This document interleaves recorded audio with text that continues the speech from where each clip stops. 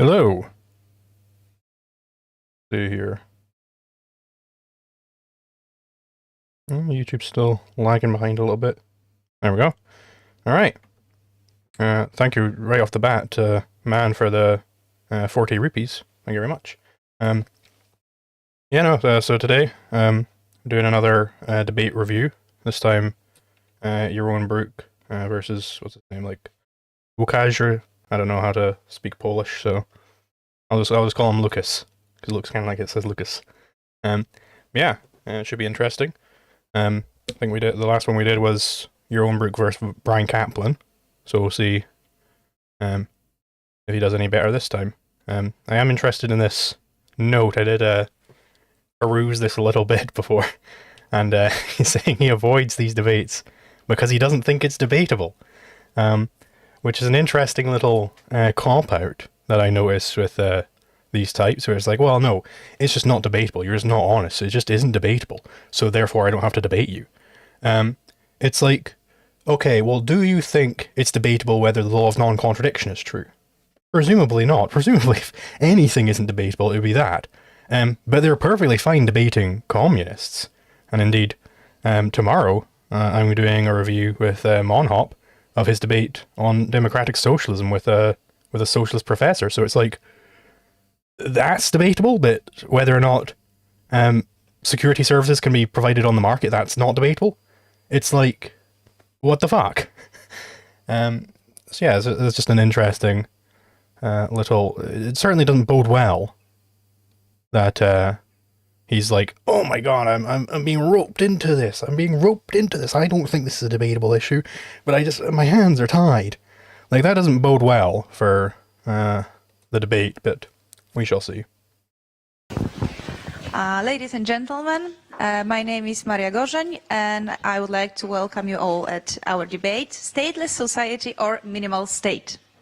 It is my great honor and pleasure to introduce our today's guests. Dr. Yaron Brook, a chairman... So stateless society versus minimal state. Like minimal, how minimal? That's going to be a hard thing to kind of establish, because every state is minimal compared to like the infinity state, where it just controls literally everything. So I'm not sure how minimal it will be. That's going to be difficult to establish that non-arbitrarily. So he's got himself a difficult proposition here. Whereas stateless society, that's just clear-cut binary. Lucas, he can just say, nope, the state is unjustified, so no state. That's a whole lot easier than saying, well, no, there should be a state, but it shouldn't be too much state. That's much more challenging, I think. Of the board at the Ayn Rand Institute and the author of several books, in which he analyzes a variety of topics from an objectivist perspective.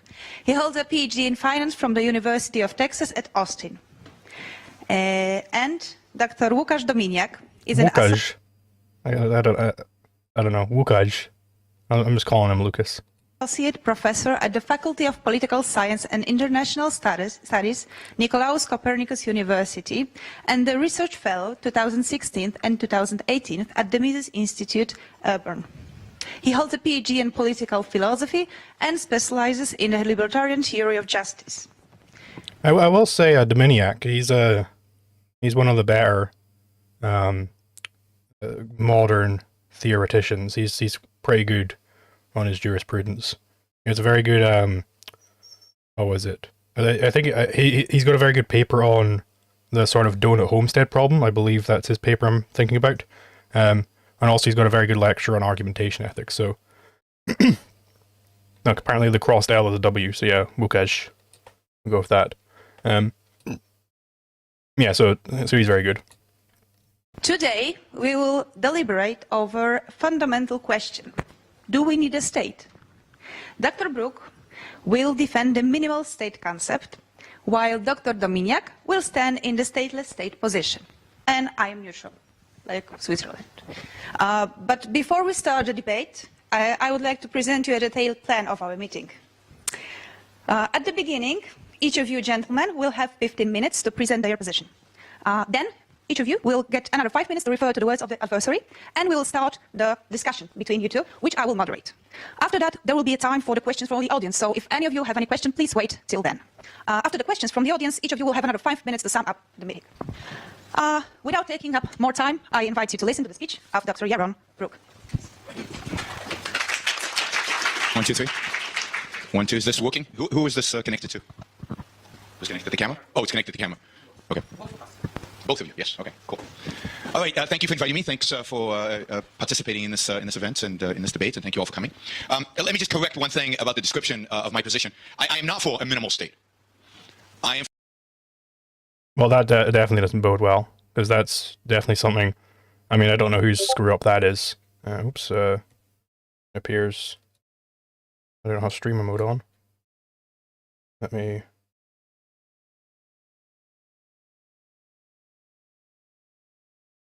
Enable that.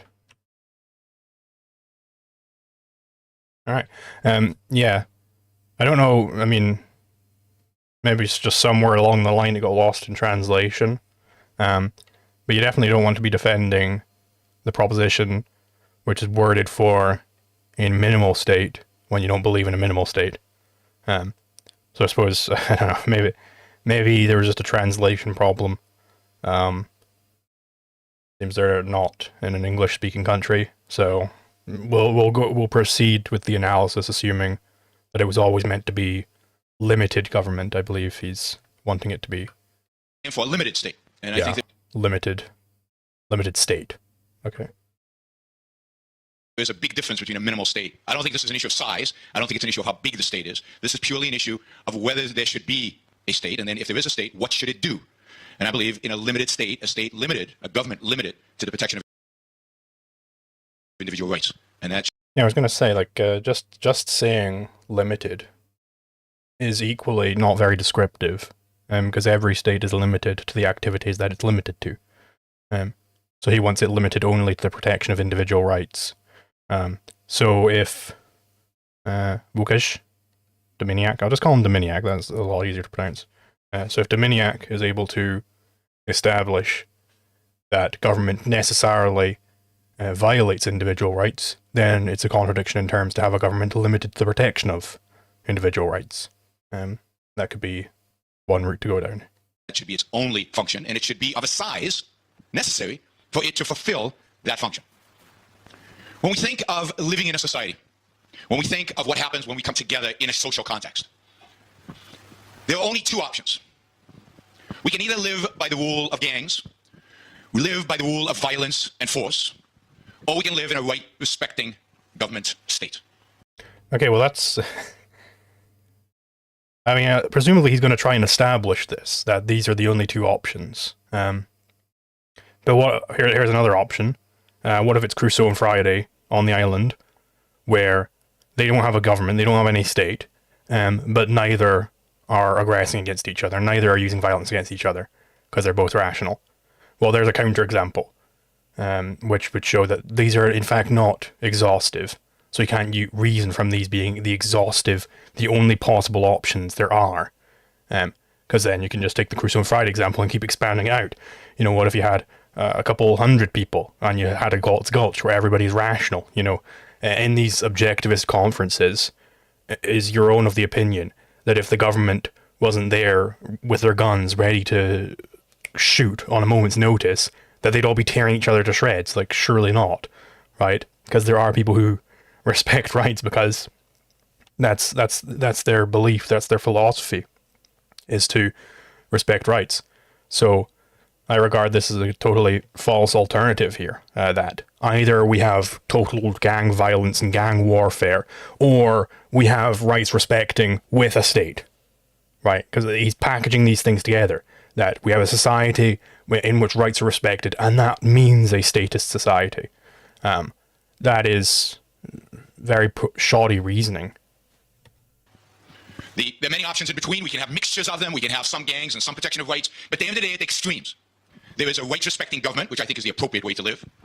Yeah, so these are his extremes, is a government which enforces rights, And then the other extreme is just anything else, just total gang warfare.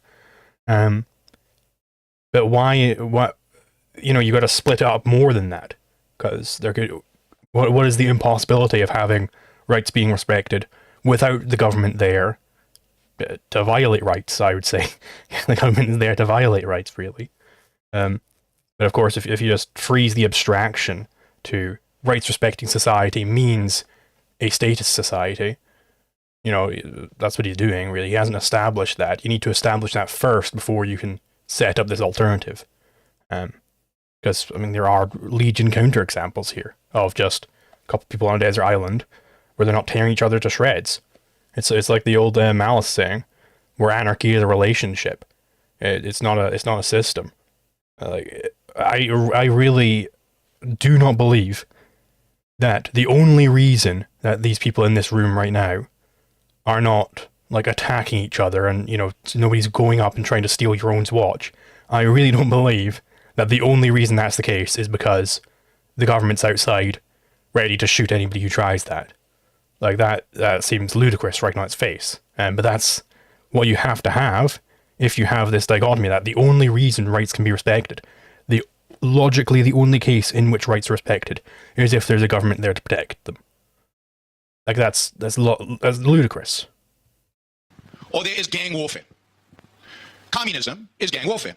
It is one particular gang in the name of the proletariat inflicting its ideas on everybody else and monopolizing the use of violence over a region, but it's about violence. Nazism is a form of gang.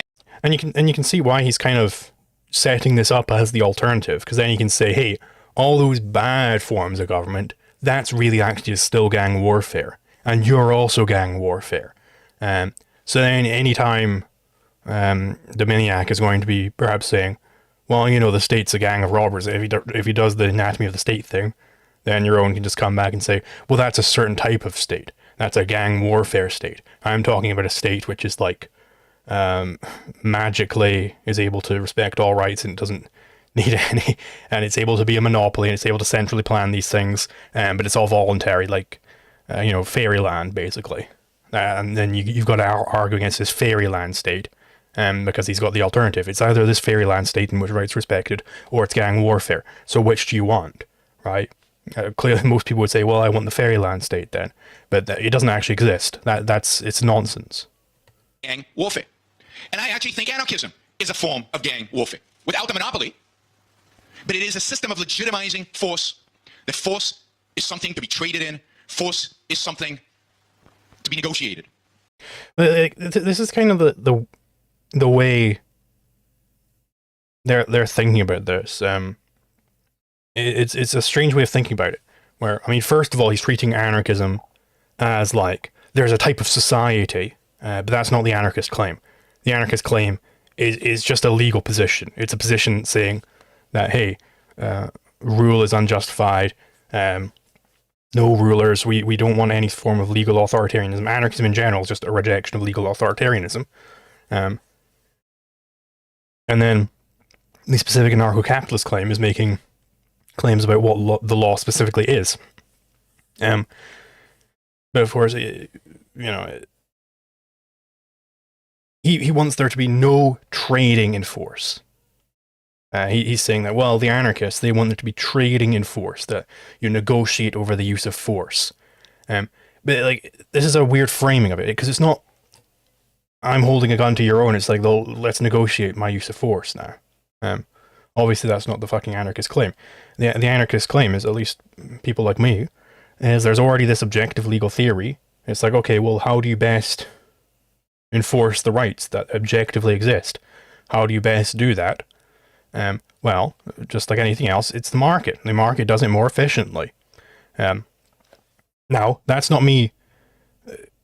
That would be me negotiating with an insurer, with an insurance firm, over protecting my rights.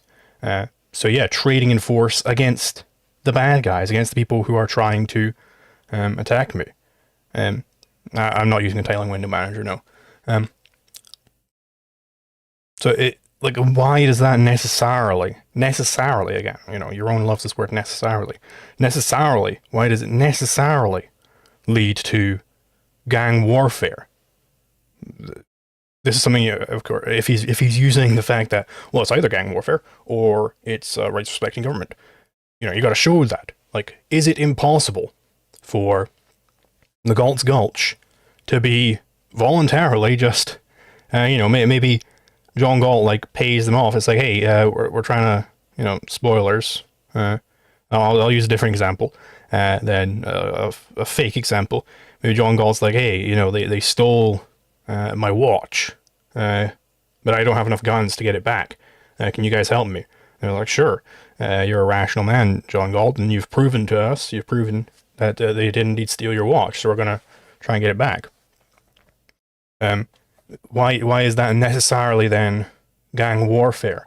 Is that gang warfare? Is it bad that John Galt would go and get his watch back? Obviously, there's a real example in the book just like that. Is that a bad thing? I don't see why that's a bad thing. It's enforcing rights. It's like, it's just taking, well, all violence is just violence, and we're against all violence, unless it's sanctioned by our fairyland government. Like, well, what the hell? You can't, there's a sort of category error here. He's conflating aggression with the defense of rights, and saying, well, it's all gang warfare. Are these all the same thing, though? I don't think that's the case. It is a system that places might above right. Yeah, again, that's not the case. The anarcho-capitalist claim is actually that might does not make right. We are opposed, all anarchists are opposed to legal authoritarianism. Might making right would be a form of legal authoritarianism. It's saying, well, this is justified because I say so. I am the authority because I've got the bigger stick. That would be might makes right. And that's not the case. Now, might makes, yes, might does indeed make, but it doesn't make right. It is the case that if I have all the guns and 99% of people won't follow me, then yeah, I'll be able to subjugate that remaining 1%. This is not like whoa, fucking great philosophical insight there. But this is also the case for your own fairyland government.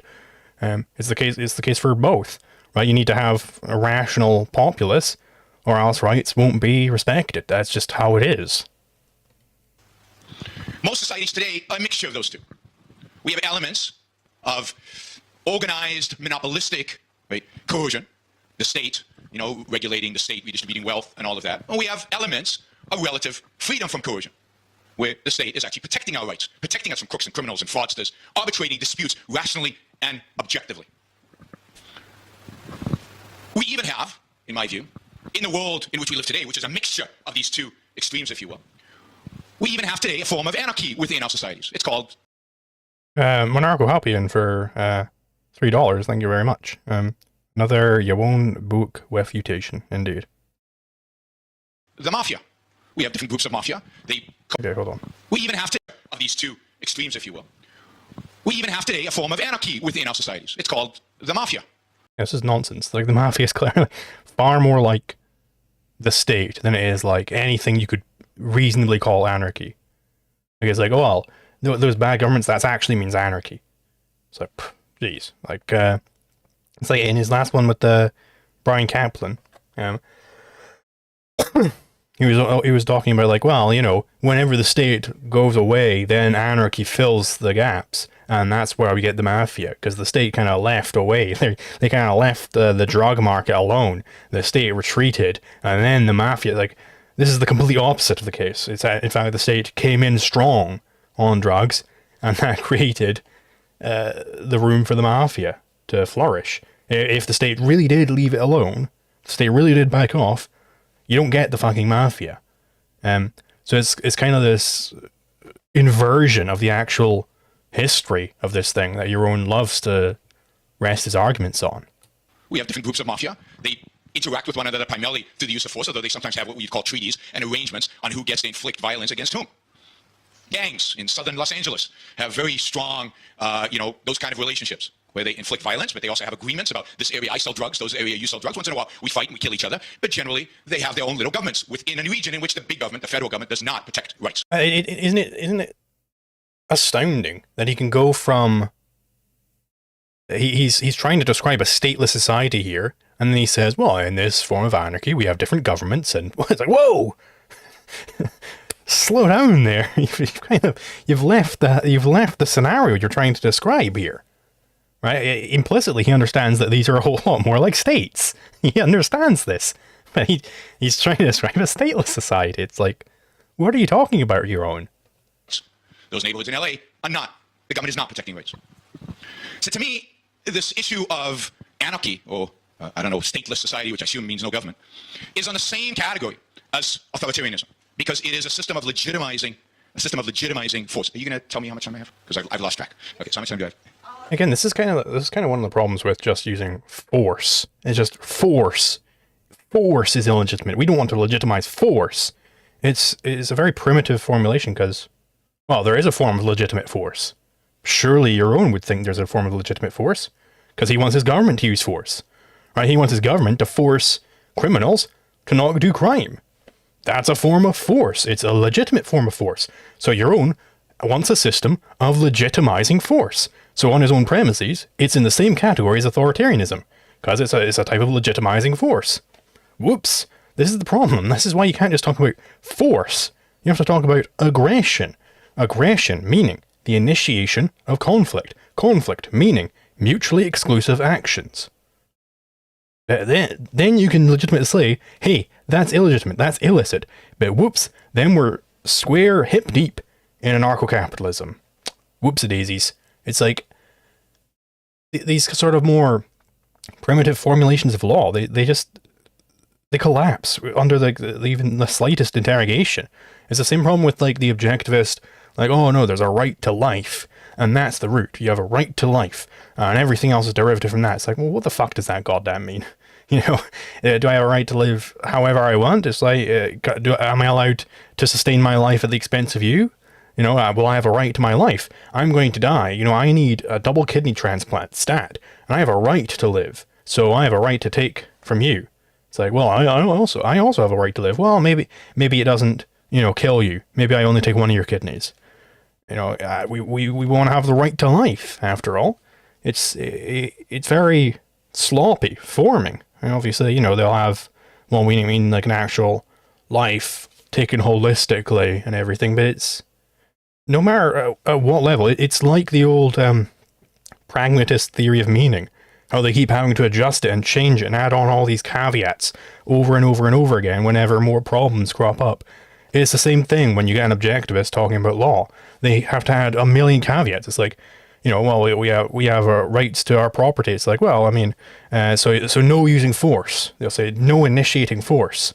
And it's like, well, am I initiating force when I commit an act of fraud? That's not clear at all. It's theft by deception. Right? I deceived you so that I didn't have to use force. Is that illegitimate? So they'll say, oh, no initiating force, or fraud, or the threat thereof, or this, or that. And it's like, come on. Clearly, you haven't gotten down to the root if you have to add on all these extra things over and over and over again. And that, again, that's the exact same problem that the pragmatists faced with their theory of meaning. They have to keep changing it and modifying it because they have an ideal that they want to try and grasp. They have their conclusion that they want to get to, but they just don't know how to quite get there. It's the same thing with the objectivist legal theory. It's very primitive. You have only 4 minutes. I've only spoken for 4 minutes? Oh, I have 4 minutes left. 10 more minutes. Okay, cool. So that is, I consider anarchy a form of authoritarianism. And I think it's inevitable outcome. The inevitable outcome of any anarchy, the inevitable outcome of any system that places might above right is that who has the most might wins. That who has the most might inflicts his. Yeah, so you see, Dominiak can just come in and say, well, I don't believe in Mike's right, so you're arguing against a straw man. And suddenly, boom, all of his arguments just crumble because he needs anarchy to be Mike makes right. He needs it to mean that. Or else none of his arguments work. And I mean, I can just further point out, it's like, well, hey, if anarchy is so bad because we legitimize coercion, legitimize force, don't you also legitimize force? So we're in the same boat. So it's like, you know, you haven't really shown that you're better at all. So I guess we're just equal, and then nobody wins. I mean, it's not clear what the exact wording of the resolution is. I mean, it looks very broad, I suppose. I mean, yeah, I guess just nobody wins. It's like, whoop-de-doo. So then all Dominiak would have to do is say, well, actually, you're trying to legitimize force. I'm trying to legitimize force. So legitimizing force isn't a bad thing, and then give a positive claim for his anarchism. And then Brook's argument is nullified, and Dominiak can flow through with ease. So he's in a bit of a Brook's in a bit of a precarious position at the moment. His ideology, his ideas, his power over everybody else. What's much more interesting to me is what a proper government looks like. And I think a proper government is necessary for human success, human flourishing, human production, human reason to be achieved. The fundamental means by which human beings survive, the fundamental means by which human beings thrive, the fundamental means by which we as human beings achieve success. Yeah, let's just actually go back there. A proper government is necessary for human success, human flourishing, human reasoning. Human production, human reason to be achieved. So it's impossible to have production without a proper government. Robinson Crusoe on the island, counterexample there. Robinson Crusoe on the island, nobody else around. He's able to produce, he's able to use his reason. He's able to flourish, relatively to death. Right? So how are we always not flourishing until we're at, fucking Star Trek technology? Like, clearly you can flourish at a given level of technology. So Robinson Crusoe on the island, he's able to flourish on that island. He's able to use his reason. He's able to produce. He's alone, without any government around, without any proper government even. So, again, all these things he brings up, there is a counterexample. And if there's just one counterexample, his whole thing is gone. It's actually false that a government is necessary to have these things happen. That's what he needs. He needs it to be necessary. Again, Yaron Brook loves this word necessary, but he uses it completely wrong. The fundamental means by which human beings survive, the fundamental means by which human beings thrive, the fundamental means by which we as human beings achieve success, including happiness, is by the use of our reason, by the use of our mind. The enemy of the mind, the enemy of reason, and therefore the enemy of human life is force, coercion, authority. Force, coercion, or authority. Okay. All force? What about defensive force? Isn't that a defender of your mind and your reason? I get the point he's trying to make here. Is that insofar as force is being used, you're not being able to achieve values. So the person who is starting the force, you can't force somebody to achieve their values, is basically the argument, because value isn't intrinsic. But it's like, okay, then we're against the initiation of force. There's the whole extra step on top of that, of then establishing why there would be such a thing as a proper government, which is necessary to eradicate force in this sense. Like, again, that's what he has to show. He has to show, because he's already brought up that, like, well, you need the proper government to do this stuff. It's like, why? Why do you need the proper government to do that stuff? Why not competing firms? Why is that impossible? Impossible, again. Why is it impossible for competing firms to effectively fight force? In fact, more effectively than the government. That's how it is everywhere else. You need to demonstrate this. It is somebody else using violence against us. Violence is the enemy of thinking, and therefore the enemy of human life. Therefore, to live in a society, to live in a community, to live together, which is an enormous value for human beings. There is an enormous value for us to be together, not to be isolated on desert islands. Okay. In order to live together in a community, we need... To live together, we must extract violence from human interaction. You must extract violence from human interaction. Okay. And then the question would be, what's the best way to do this? Or does he just say, therefore government? We'll see. If he establishes why the government is a better way of doing this than free market firms. One thing that is unacceptable is the use of force between individuals. One thing is unacceptable is to use coercion. Therefore, coercion, violence... Again, it's not unacceptable to use coercion in general. We should coerce violent criminals to stop their violent crimes. Again, he's being very sloppy here. Force must be extracted from human society. That is why we form government. That is the role of government. Okay, so no, he's just going to say, therefore government. You need to establish why government is better at doing this, Yaron, than anarchy. You need to show that, right? To be the monopoly over the use of retaliatory force. Okay, and why is a monopoly? Everywhere else in economic theory, he would understand why a monopoly is going to be woefully insufficient to do anything. It's like, it's this magical thinking of, oh no, there is this thing called aggression. We don't want aggression.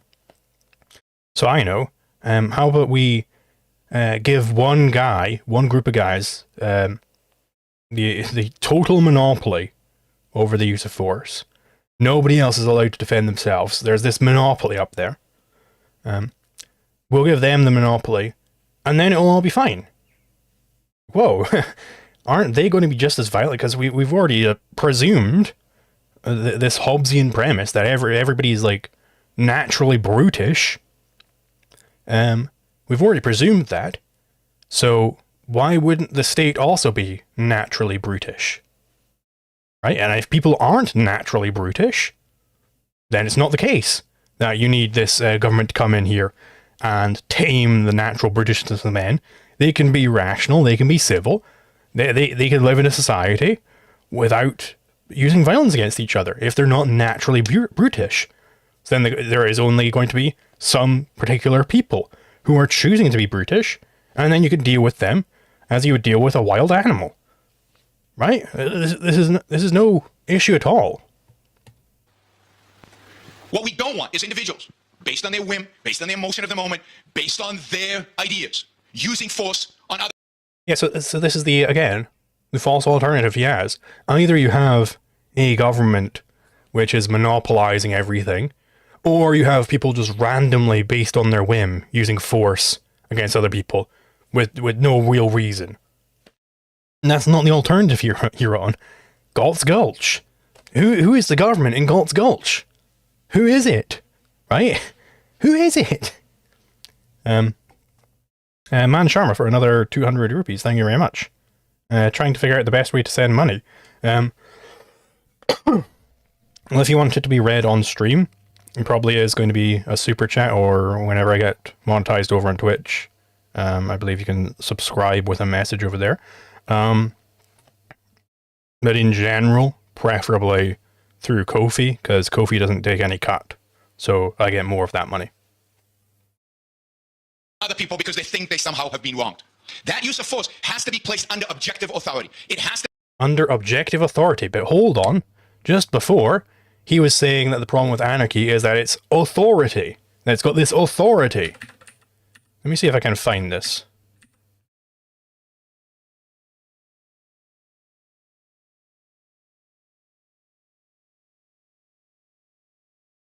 Force, coercion, authority. It is someone else. The enemy of human life is authority. That's why we need authority. Like, authority is the enemy of human life. Blah, blah, blah, blah. This is why we need authority with the objective control over the law. Like, hold on. How do we get here? How do we get here? And what makes an authority objective as against subjective? Subjective authority? Is it that they're abiding by, the objective law that actually, the natural law? Okay, well then why is that having to be a monopoly to do that? Why is a monopoly anywhere else? Anybody can do epistemology. Who is the final authority on ethics? Not Ayn Rand. There is no authority in ethics. Who is the authority on law? Well, the government, of course. Hold on. Why is it different? To be placed at the behest of that agency responsible for protecting our rights. Individual rights are the means by which we subjugate a society to moral law. It is the means by which we recognize the fact that an individual Individual has a right to his own life. He is free, must live his life. Again, right to his own life is this sloppy formulation. I've gone over this. Free from coercion, free from force. And the job of government is to protect that individual from crooks, criminals, mafias, gangsters, to protect that individual from the use. Well, what if the gangsters, you know, wild scenario, who could ever see this coming? But what if after we give all of the power to dear leader, that dear leader isn't actually an angel, and he also decides to be a crook or a criminal? What then? Whoops. It's done. Of force against him. And to arbitrate disputes between us, even when there's no criminal involved. Sometimes good, rational individuals disagree. And there has to be a mechanism. There has to be a mechanism. Okay. Have you ever heard of private arbitration? It's a very common thing. A lot of the time, you know, I've been hired for contract work before, and they always say, hey, in the event that there's some dispute or something, we go to this specific arbiter. Because nobody wants to fucking go to the goddamn statist courts. Nobody wants that. They're horrifically inefficient. Because again, they're a fucking monopoly. Of course they'd be horrifically inefficient. It's broader, like, you know, yes, there is this possibility for individuals to disagree. There's this possibility for conflicts to arise. All this is possible. So the question is, well, how do you best deal with that? You know, maybe it's a monopoly. Okay. Well, how much defense should the monopoly provide? And in what way should it provide it? Economic calculation problem immediately crops up. Maybe they provide, you know, how many police officers do you post? Where do you post them? And you know, the objectivist will just say, well, you know, I'm not a policeman. I don't know. You'd have to do it objectively. Consult the experts. But the answer is actually, you don't know, because you don't know when you're making a profit or a loss. Whoops. Oh, pardon me. By which that dispute is resolved without us having to go into the street to duel it out. A peaceful resolution of disagreement is an important function of government. But it's also kind of this fantasy world where, you know, he's supposed this scenario of like perfectly rational men getting into a disagreement, and their alternative is either they go to the government or they're going to have to duel. That if there isn't a government, then they're going to fight to the death over this. Like, does that sound like we're still in the scenario of rational men who are having a reasonable disagreement? It seems to me like we've exited the hypothetical long ago if we're getting to the point of a fight to the death between rational men. Because, you know, one of them thought that the other guy insulted his mother or fleeced him on an oxen or whatever. Like, now they're going to fight to the death, are they? They can't go to any like private arbiter. Is that impossible?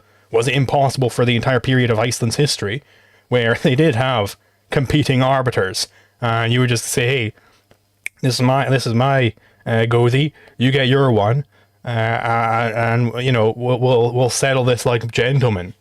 During a period where if they thought there was a fucking haunting in their house, they would take the fucking ghost to arbitration. That's how much they fucking respected arbitration. But no, if we have rational men, if there is no government court there to take them, they're going to fight to the death. Yeah, for sure. But all of these functions are complicated. They're hard to figure out. What is violence? What counts as force and coercion? How should disputes be resolved? It's you know, I'll tell you how you figure it out. You ask the fucking philosophers. This is the realm of philosophy to figure these things out. How you should best resolve disputes. What counts as force? Blah, blah, blah, blah. Where are rights being infringed? And how does one protect against the infringement of rights? Oh yeah, how does one protect against the infringement of rights? How do you answer that? What is the best means? Yes, Yaron. Lead us through how the central planners will protect against the infringement of rights. How are they going to do that? Please, Yaron, lead us through that, step by step. All of those questions, right? Procedures about discovering who did what are the procedures of evidence? Oh my god, what are the procedures of evidence? How do you discover things? It's called fucking epistemology, Yaron Brook. Come on, man. What are the procedures of courts? How do you determine the guilt of somebody or the innocence of somebody? Do you use a jury trial? In that case, how does a jury trial proceed? The whole Again, epistemology. process of defending And it's this idea that, whoa, this is so difficult, we therefore need a central planner to get involved. It's like, run this down for any other industry. It's like, well, making and producing food for restaurants, that's really complicated. You know, how do you collect the crops? How do you do that? What time of year is best to plant them? How do you best transport them? How do you make the machines to transport them? How are you gonna present it on the plate? How do you know how much to cook it properly? Oh my god, this is so complicated. We need the government to get in here and handle this. No! Specifically because it's so complicated, you need the market to work. Like, come on. Defending individual rights is a complex process. It is not obvious. It is not simple. And it must be done objectively. It must be done based on ideas, based on rational ideas. And yeah, so therefore, we need a monopoly for it. What the fuck is going on here? Not based on whim, not based on, I'll do it my way, you do. Yeah, again, this is the false alternative. Either it's based on whim, or it's a government doing it objectively. Whoa, hold on there. There's a bit of a package deal, isn't there? With your way, how do we resolve things if that is done? There has to be one ultimate authority that determines which way is. Demonstrate that, Yaron. Demonstrate that. That's your thesis. Demonstrate it. You just keep restating this. Whoa, we have this problem, so therefore there has to be a big government. We need this problem, and that's why we need the government. We have this problem, and we need the government to solve that. It's like, you haven't actually at no stage has he demonstrated exhaustively that it's impossible for the market to handle this. That it's impossible for it to be handled without the market. Because of course he can't demonstrate that, because there are counterexamples abound. Ayn Rand gave us a great counterexample. Galt's Gulch. He's got to run away from this. Is right. What rules of evidence count? What rules of evidence? What rules of evidence count? Jesus Christ, I don't know. Fucking consult an epistemology textbook, and then you'll figure it out. Don't count. What is legitimate? What is illegitimate when presenting facts? Or what are facts? How do we determine them? What are facts? How do we determine them? We need the government. We need the government to come in and tell us what facts are and how we determine them. Is this the argument we're going for now? Is this the fucking argument we're going for? Jeez Louise. Yeah, no, we need the government. Like, because otherwise, it applies equally. Right? If we have philosophically minded people, rational people, in a rational society, we're already going to have all this stuff solved. Right? It's okay, we got that. We got the philosophy in place. Now the question is, why do we need a monopoly on force to adhere to that philosophy? If everybody in this society is rational already, why do we need the monopoly? So government's job is a complex one. Because it requires objectivity. It requires dedication to the facts of reality. But there is no way around it.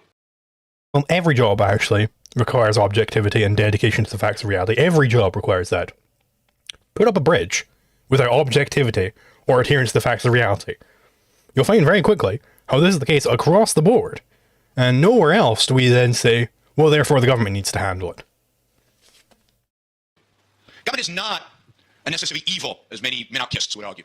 Government is a necessary good. Because it is a requirement for human survival, human success, human thriving. Without it, we cannot peacefully plan long-term, know what the clear... You cannot peacefully plan long-term without a monopoly on violence. Robinson Crusoe on the island. Again, counterexample. You can indeed plan long-term without a government there to tax you, to shoot you, to put you in a cage. You can indeed do that. That's perfectly fine. In fact, that's all it shows. When you have a government in place, it's doing all this sort of taxation, you in fact raise the time preferences. I almost did the classic error of saying lower. You raise time preferences because the only ways that you can possibly get money for investing in the future, low time preference activity, the only way you can get those goods is by production, homesteading, or trade. And taxation increases the opportunity cost of all three of those activities. So you value goods in the present much more highly than you value in the future, because you don't know when they're going to get taxed away from you, right? That's what government does. In fact, raises your time preferences. So if we're talking about fucking long-term planning, the anarchists are way beyond you on this. Rules and guidelines are for behavior. Know where we violate somebody else's rights and where we don't. Without it, we have no certainty. And it's like it's the implication that you can only know when you're violating someone's rights if there's a government there to tell you it. Well, that's the assumption that your rights actually come from the government, that they aren't objective. Because if they are objective, then you can indeed know when you're violating someone's rights without a government bureaucrat there to tell you about it. Just as you can know when you're implementing the proper procedures of logic without a government bureaucrat to tell you. You can know that, okay? Because it's objective. See whether our actions are legitimate or illegitimate, whether we're going to be prosecuted by some legal agency and not be prosecuted by legal agency. Government is required in order to provide that objectivity. Provide objectivity. Interesting turn of phrase there. Which allows us to plan for the future, to think, to act, and to pursue a life, liberty, and happiness. So, government is a necessary good. Anything that undermines the legitimate function of government works against the individual, his rights, and his ability to live a successful life.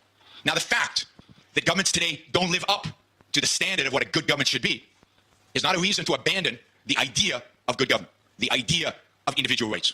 And to the extent that life in the world today is pretty good, to the extent that people do produce and build and create stuff, is to the extent that governments are indeed protecting. Okay, so the extent to which people are producing is the extent to which government protects their rights. So it's impossible, again, he hasn't established this, but this is the claim he's making, that it's impossible to produce anything without the government protecting your rights. But it's like, again, the counterexamples, Galt's Gulch, no government there to protect your rights, but people are producing. Does he think Galt's Gulch is a floating abstraction? Does he think that's impossible for rational people to live together? Like, what the hell?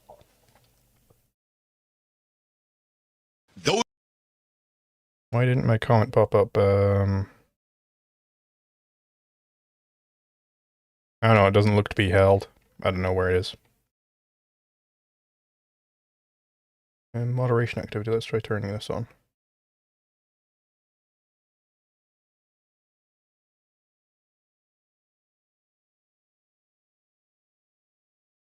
Yeah, I don't know. Oh, there we go. Now I can see those things.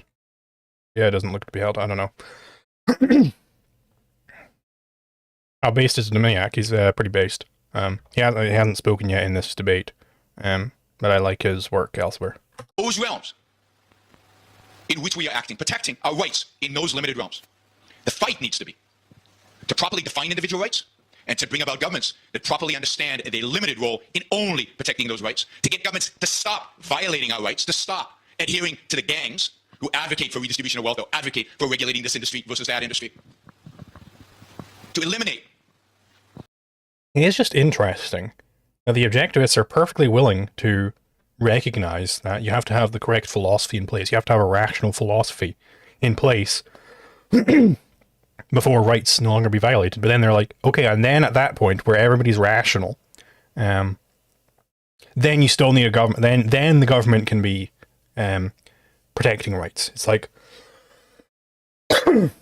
well, gee whiz, at that point already most people will want their rights protected. Most people will be for protecting rights.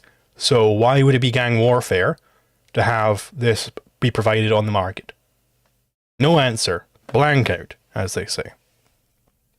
The rights violating aspects of government and secure the rights protecting aspects of government. Thank you. Thank you, Dr. Brook. And now we'll have an opportunity to listen to Dr. Dominiak and what he has to say about stateless society. Thank you very much. Does it work? Is it working? I think it works for the cameras, not for the It works. Okay, I see. Did you turn it on? Yes, I did.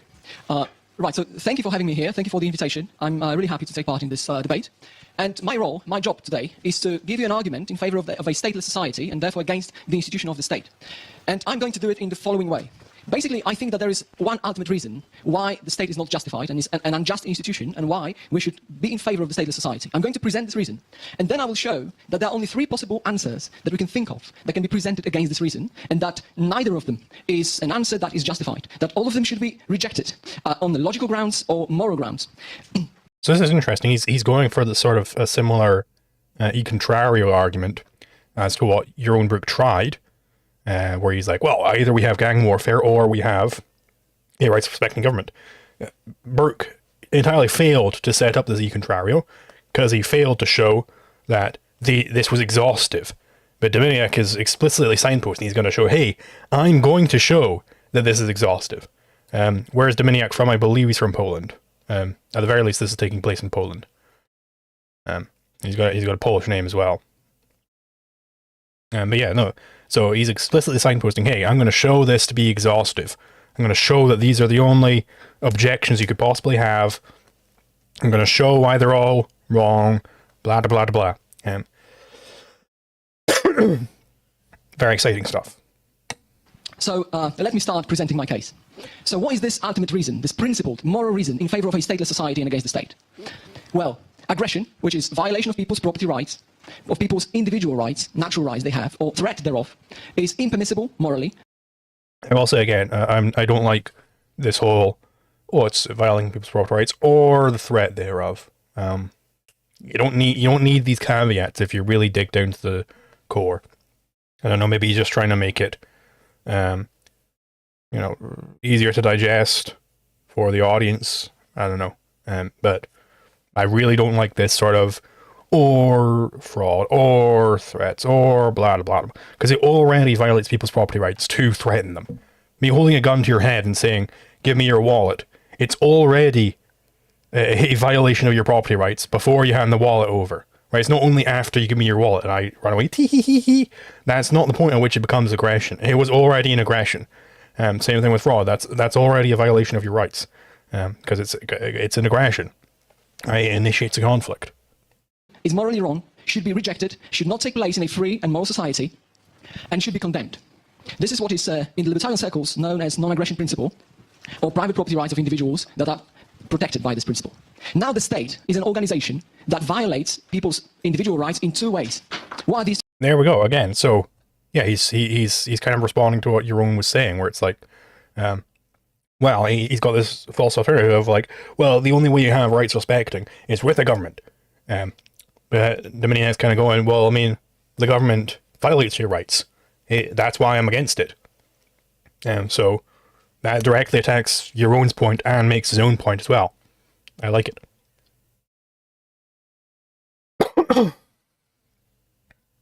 These two ways. The first way that the state violates people's individual rights is connected with the way the state is financed. So first of all, state is an organization which is financed through taxation. That is, involuntary payments handed. Yeah, and Yaron Brook, his response to this is probably going to be something along the lines of, well, I want a voluntary taxation state. I want a state where it's all voluntary. But that's just, it's wanting an effect without the cause. How do you have a voluntary state? How do you have a voluntary monopoly be maintained? Well, you actually can't. So after a point, somebody's like, hey, you know what, I'm going to be able to provide your security services way cheaper than the government is. Just pay me instead. And they'll go like, okay. And then the government, the objectivists will admit this if you push them on it. The government will have to come in and break up this capitalist transaction between consenting adults. They'll have to say, no, you have to come to us. So it becomes very much not voluntary very fast. Monarcho-Hopian for $8. Thank you very much. Do you still agree with Rothbard's argumentum e contrario? I just prefer not to use it. Yes, I do agree with Rothbard's e contrario. It does indeed correctly show that people own themselves. But that's all that it does. He was just trying to show, hey, well, we have self-ownership. And, once you've got self-ownership, you can also then establish the homestead principle separately. And then you've basically got everything you need. But that's not as fundamental as you can take it. I basically just took the structure of Rothbard's argument and applied a level down. I just took that e contrario and I said, hey, let's try and construct an argument like this for the non-aggression principle. Because I'd already separately established that if you have the non-aggression principle, you can get self-ownership from that. You can get the homestead principle from that. You can get everything from that. Once you have the NAP, you get property rights for free. So yeah, the latter, I just prefer not using it because I think it's not as fundamental as you can get. But it is correct.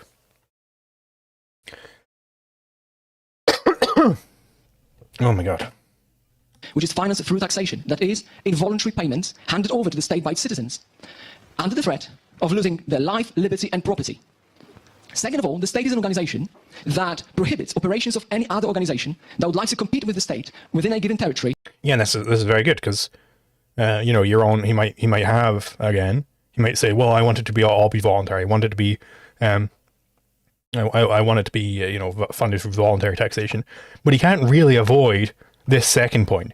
He can't really say, well, no, of course you can set up your own competing firms. Because the second he says that, whoops-a-daisies, we're in anarchy land. We're in the stateless society. Because natural monopolies don't exist.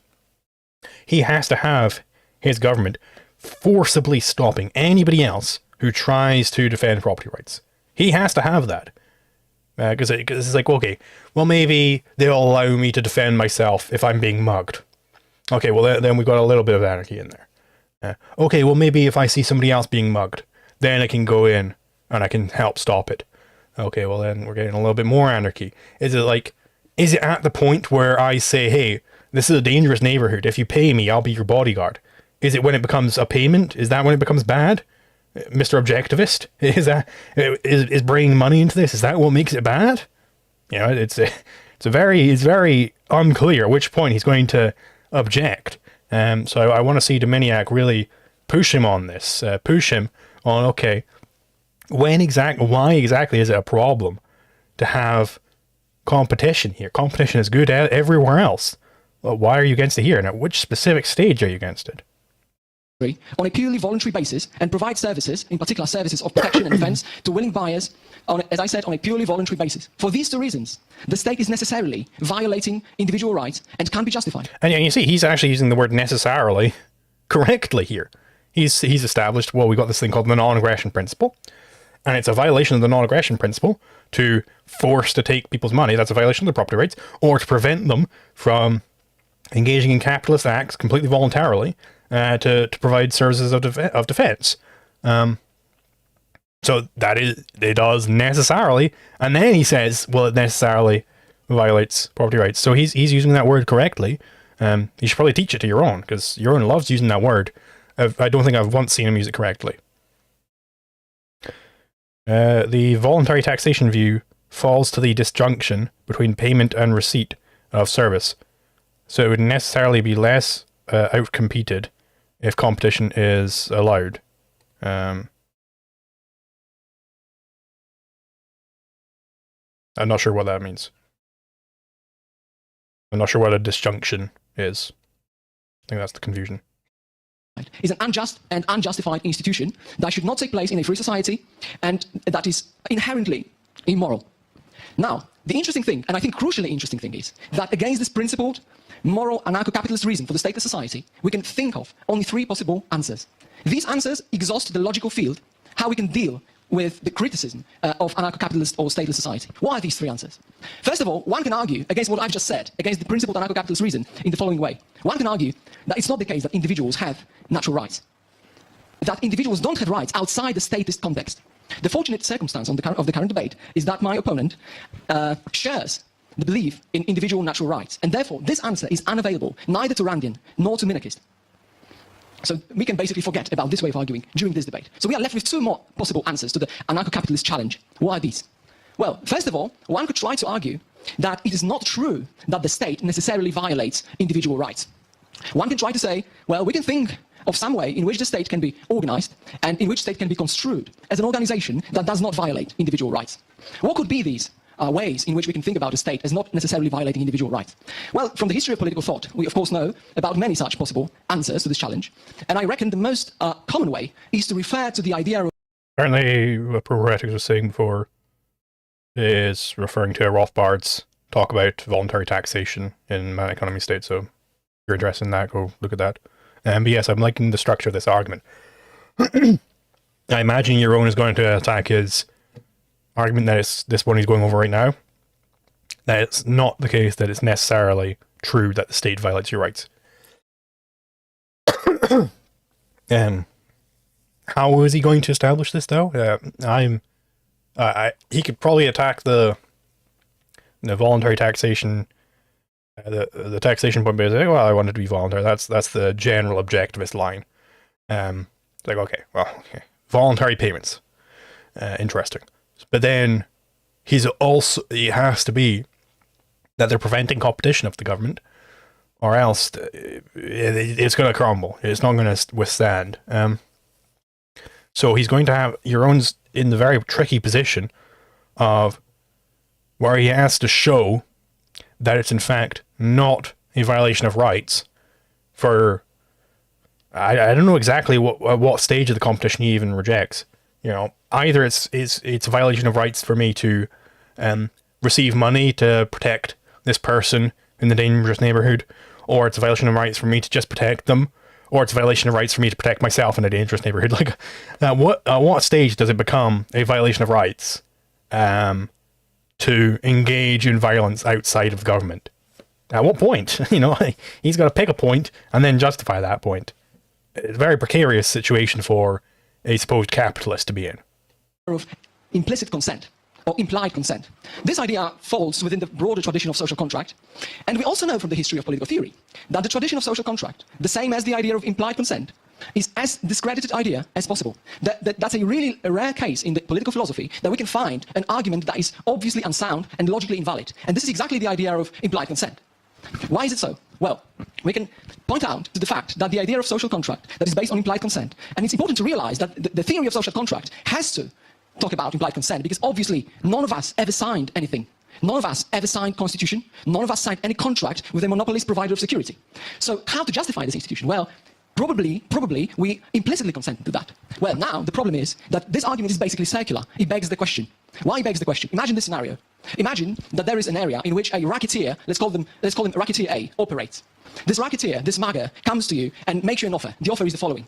Well, pay me $1,000 per month, and I will provide you with protection against other racketeers and other muggers. But if you don't pay me, I'll kill you. Now you do the maths. You calculate, and you think, well, it's more expensive for me to leave the place, to leave the area, and go somewhere else where the other racketeer, let's call him racketeer B, operates. It's more expensive for me. It's also more expensive for me to be killed, subjectively, from a subjective point of view. The option that we, opt for is to pay the racketeer. Now what I'm saying is this. We decide to pay the racketeer A under a threat of losing our life. And if we do the maths differently, and we decide that it's more expensive to pay the racketeer A and go to the racketeer B area, then the same problems follow. Well, now our decision to move from the territory on which racketeer A operates is involuntary decision made under a threat from both racketeer A to kill us and from racketeer B who operates on this latter territory. So if we assume that the racketeer A is not a racketeer, then that would follow that the state is justified. But we can't assume that. This is what should be proved. We can't assume the truth of a conclusion that is to be proved, and that's the problem of the limited government. Yeah, so indeed, Yaron is in the position where he's got to try and somehow, from the outset, justify that it's possible to even consent to the government. What would that even look like? Not at all clear. I'm not pausing a whole lot for Dominiak's section because I agree with all of it. Based on implied consent. So now we are left with the third possibility. The third way of how we can argue against the anarcho-capitalist challenge. This challenge I presented at the beginning was this way.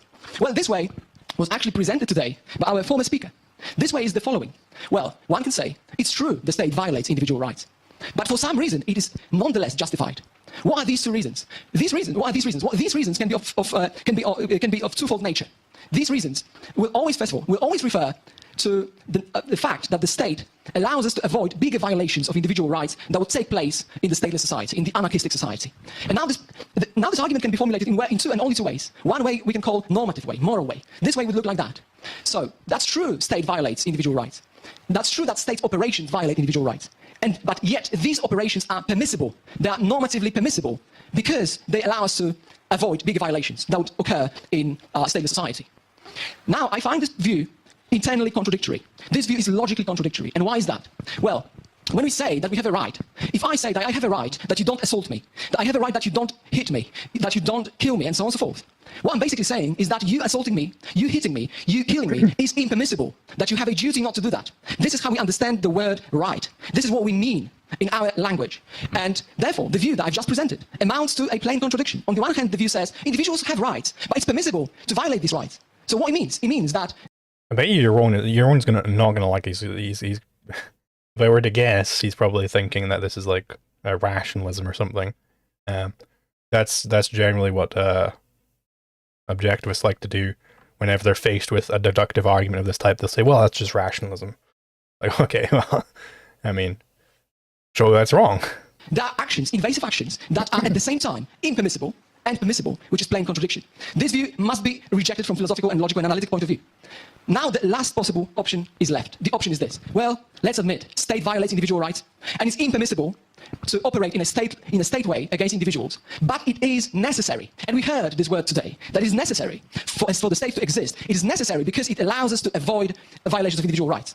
Now, you can judge for yourself. This position is a defeat in a moral debate. This position, morally speaking, says, well, state is impermissible, state is morally wrong, state violates individual rights, but it's necessary. That's a necessary evil. We thereby subscribe to an axis of evil, and we're making a point on a purely utilitarian grounds. Thank you. Thank you, Dr. Dominiak. Now you have an opportunity to refer to what... I do like also the strategy that Dominiak's using here. He's sort of reframing the whole debate in his terms. He's saying, well, here are the logically exhaustive possibilities. So now you have to come in and pick one of these possibilities and defend it. But of course, Dominiak, he's already shown, at least somewhat, why each of them are nonsense. So Yaron Brook's going to have to try and bridge out in one of these to like, oh, actually, I don't quite believe it in the same way. And, you know, but Dominiak will have thought through all these possibilities. So it's very good strategically to do this sort of thing. So I think Yaron would have to basically, if he doesn't want to pick one of those options, he would have to just throw out the entire system that which Dominiak has set up here and show why it's in fact not logically exhaustive, why there are extra options in there. That's not going to be easy to do. So I like this strategy that Dominiak has. What was said. Do you have any questions, or just you want to comment what was said? Yes? Yeah. Okay. This is the logic, right? The state's unjustified because it violates rights, and there are only three answers, and all three don't make any sense. I agree. None of those three answers make any sense. If those three answers were the only possible three answers, yeah, so he's going to try and throw out the system and say, well, actually, there's an extra answer. You know, that's not necessarily going to be the easiest thing to do. Then, yeah, there would be no logic to the argument. But those are not the only three answers. The state does not have to violate rights. Not because of implied consent. Of course, social contract doesn't make any sense.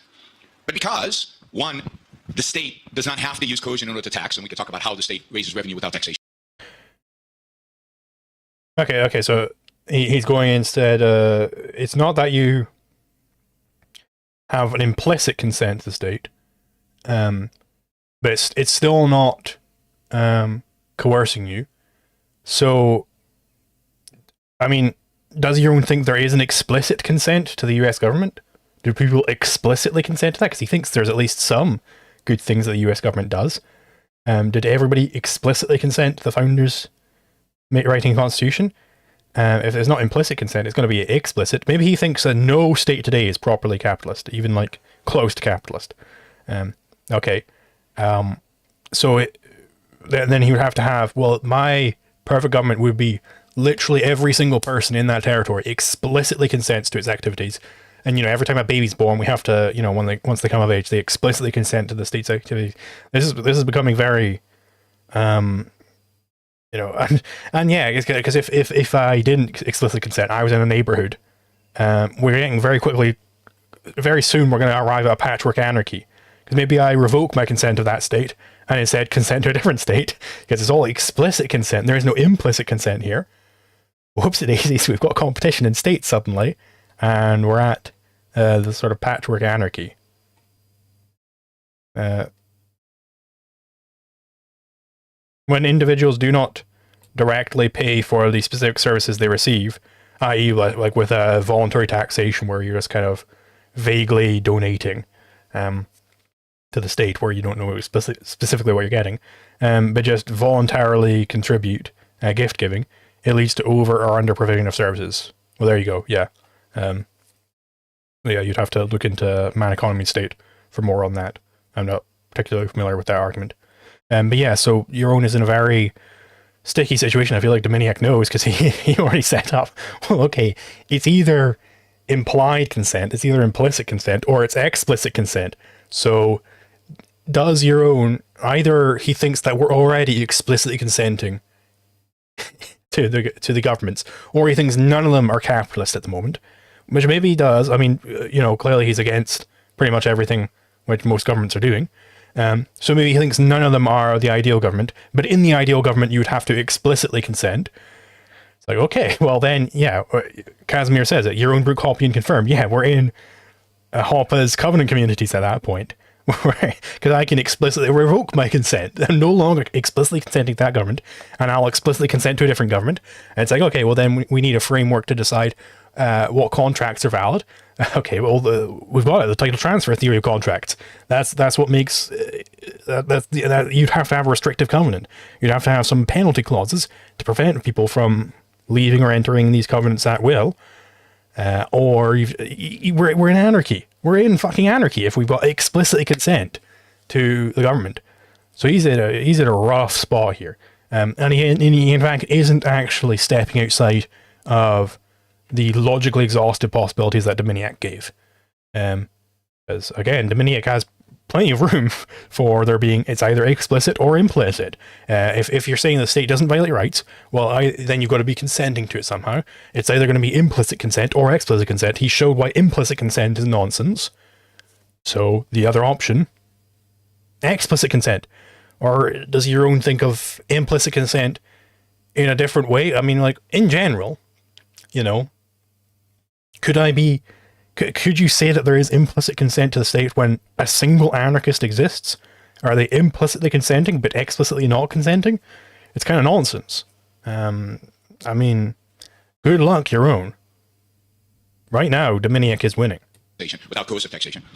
Ayn Rand has a whole essay in Capitalism, Not Known Ideal, for those of you interested, in how a state would fund itself without coercive taxation. Certainly, if there's coercive taxation, the state, to that extent, the state is illegitimate or less legitimate. It's a less legitimate state, and we would oppose all coercive taxations.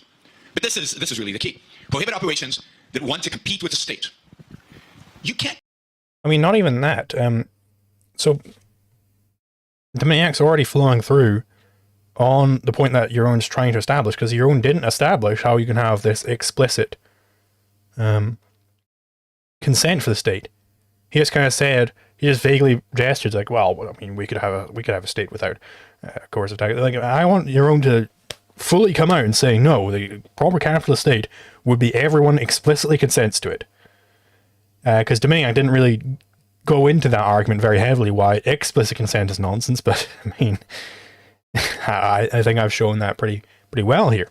So now Brook's going to try and attack separately the point of, well, why is the state allowed to prohibit operations, capitalist actions between adults who want to provide security services? Why is that not a violation of everybody's rights? Let's see his answer. Compete on violence. There is no competition for violence. There's no competition for defense. I mean, there is. It is the case that there is indeed competition for violence. I assume he means that there shouldn't be competition for violence.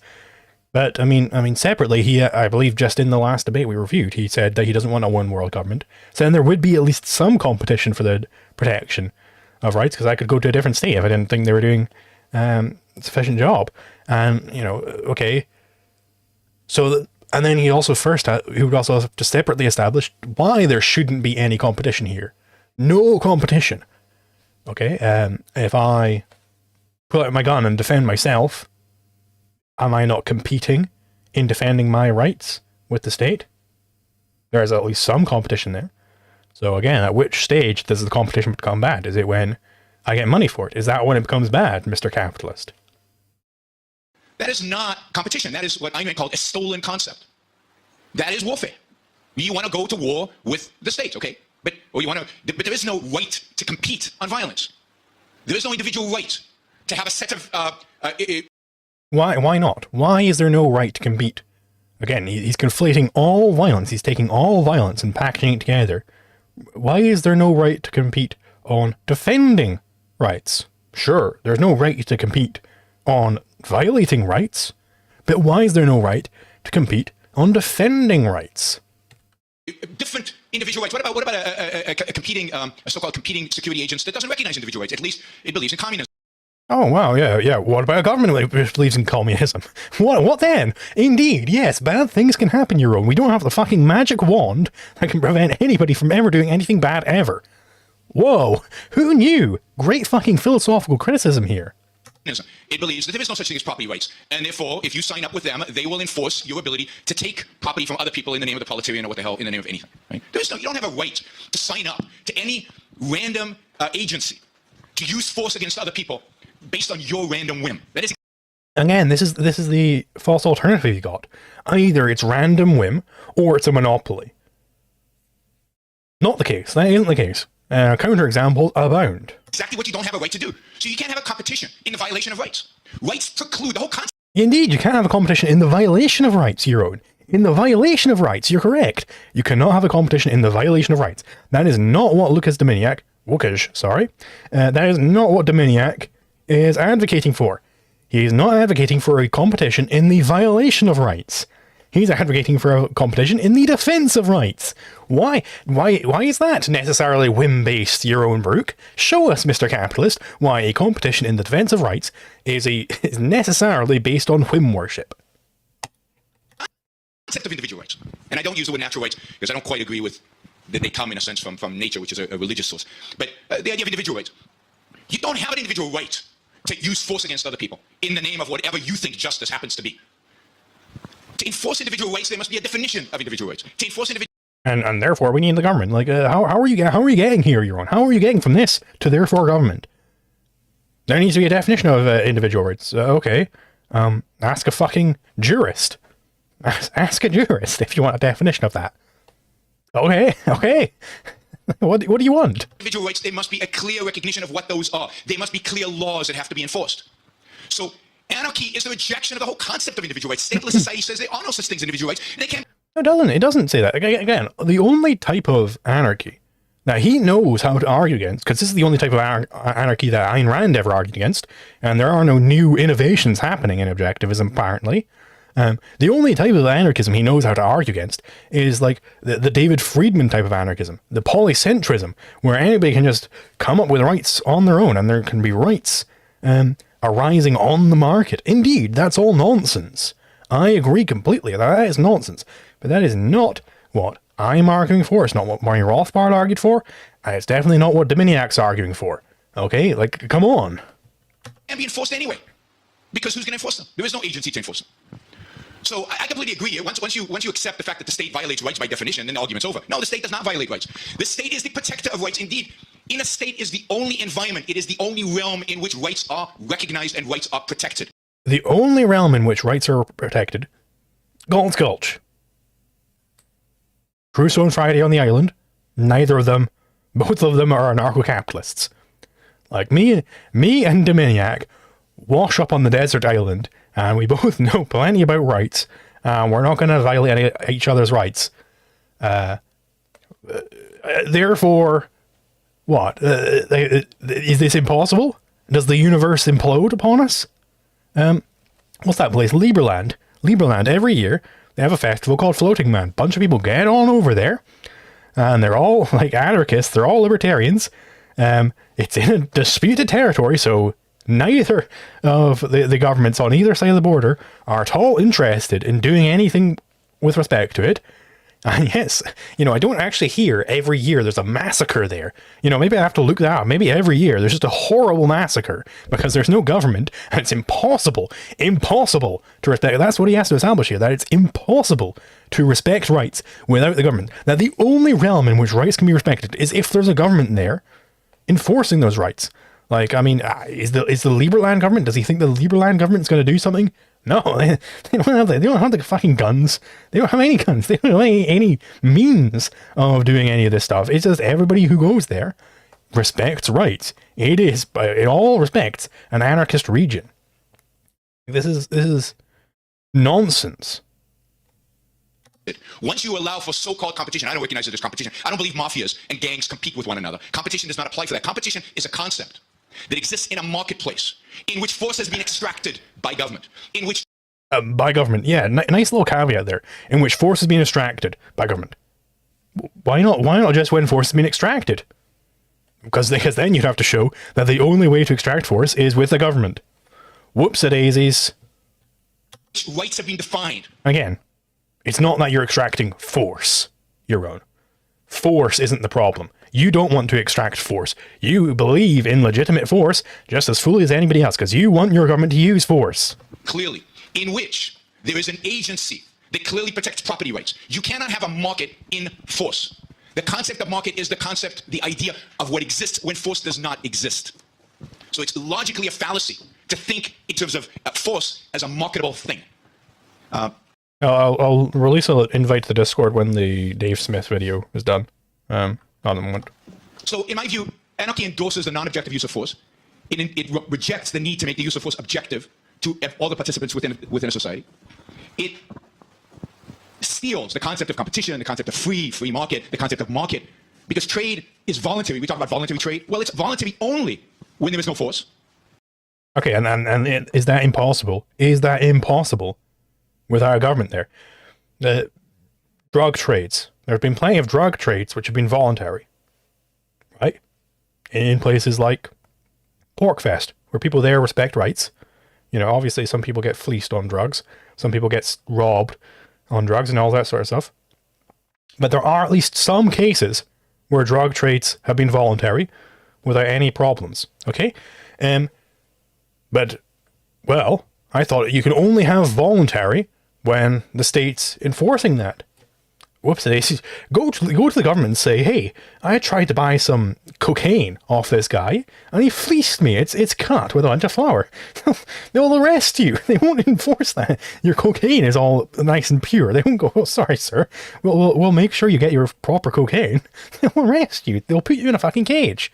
But whoops, I thought it's only possible for there to be voluntary interactions when the government enforces that. Apparently not. You know, your own necessary Brook, again, not using the word correctly. Evangelion enthusiast for $10 US. Thank you very much. I don't understand this leap from objective to authority. Does the state have some sort of a magical epistemological link to reality that lets them alone discover the law? Yeah, no, it's this nonsense. And they'll use terms like, well, we need somebody to make the law objective. Otherwise, it's non-objective law. It's totally nonsense. Everywhere else in philosophy, they would reject this out of hand. It's like, well, we need a final authority in aesthetics, or else we don't know how to judge paintings properly. Because we need the judgment of paintings to be made objective by this final authority in epistemology. So they tear your fucking head off if you try saying that in an objectivist conference. Like, what are you talking about? Like, it's this mystical thinking, which in the objectivist sphere seemingly only crops up on this one issue. And none of them have the self-awareness to recognize it. It's ludicrous. Only when there is that force is being extracted by government. So markets don't exist without government. Not free markets. Don't exist without government. Because only government makes free markets possible. And finally, I think anarchy, because of this so-called competition in violence, in force, places the rule of law, the idea of individual rights, as subservient to might, to force, to whoever has the strongest weapons, the biggest guns, the ability to inflict the most violence. By rejecting government, it rejects individual rights. It rejects the subjugation of might to right. Thank you. Again, and this all rests on his claim that it's only possible to, again, literally the only time it's possible for rights to ever be respected, as just a metaphysical fact, I guess, the only time when it's possible is when you have a government enforcing rights. Again, counterexample. Crusoe and Friday on the desert island, where neither of them are interested in violating each other's rights. Whoops-a-daisies. The universe has to implode now. We've made A non-A, I guess. Like, what are you even going on about? We've been up live for about an hour and a half. I'm just going to go get a drink of water. So I'll be right back.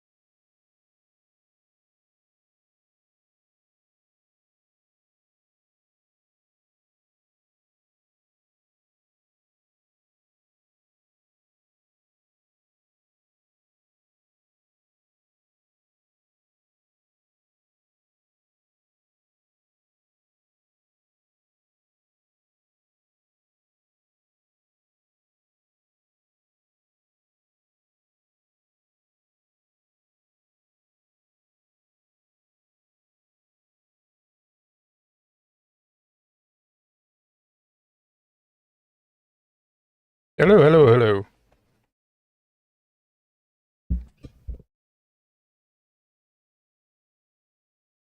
So, again, recap.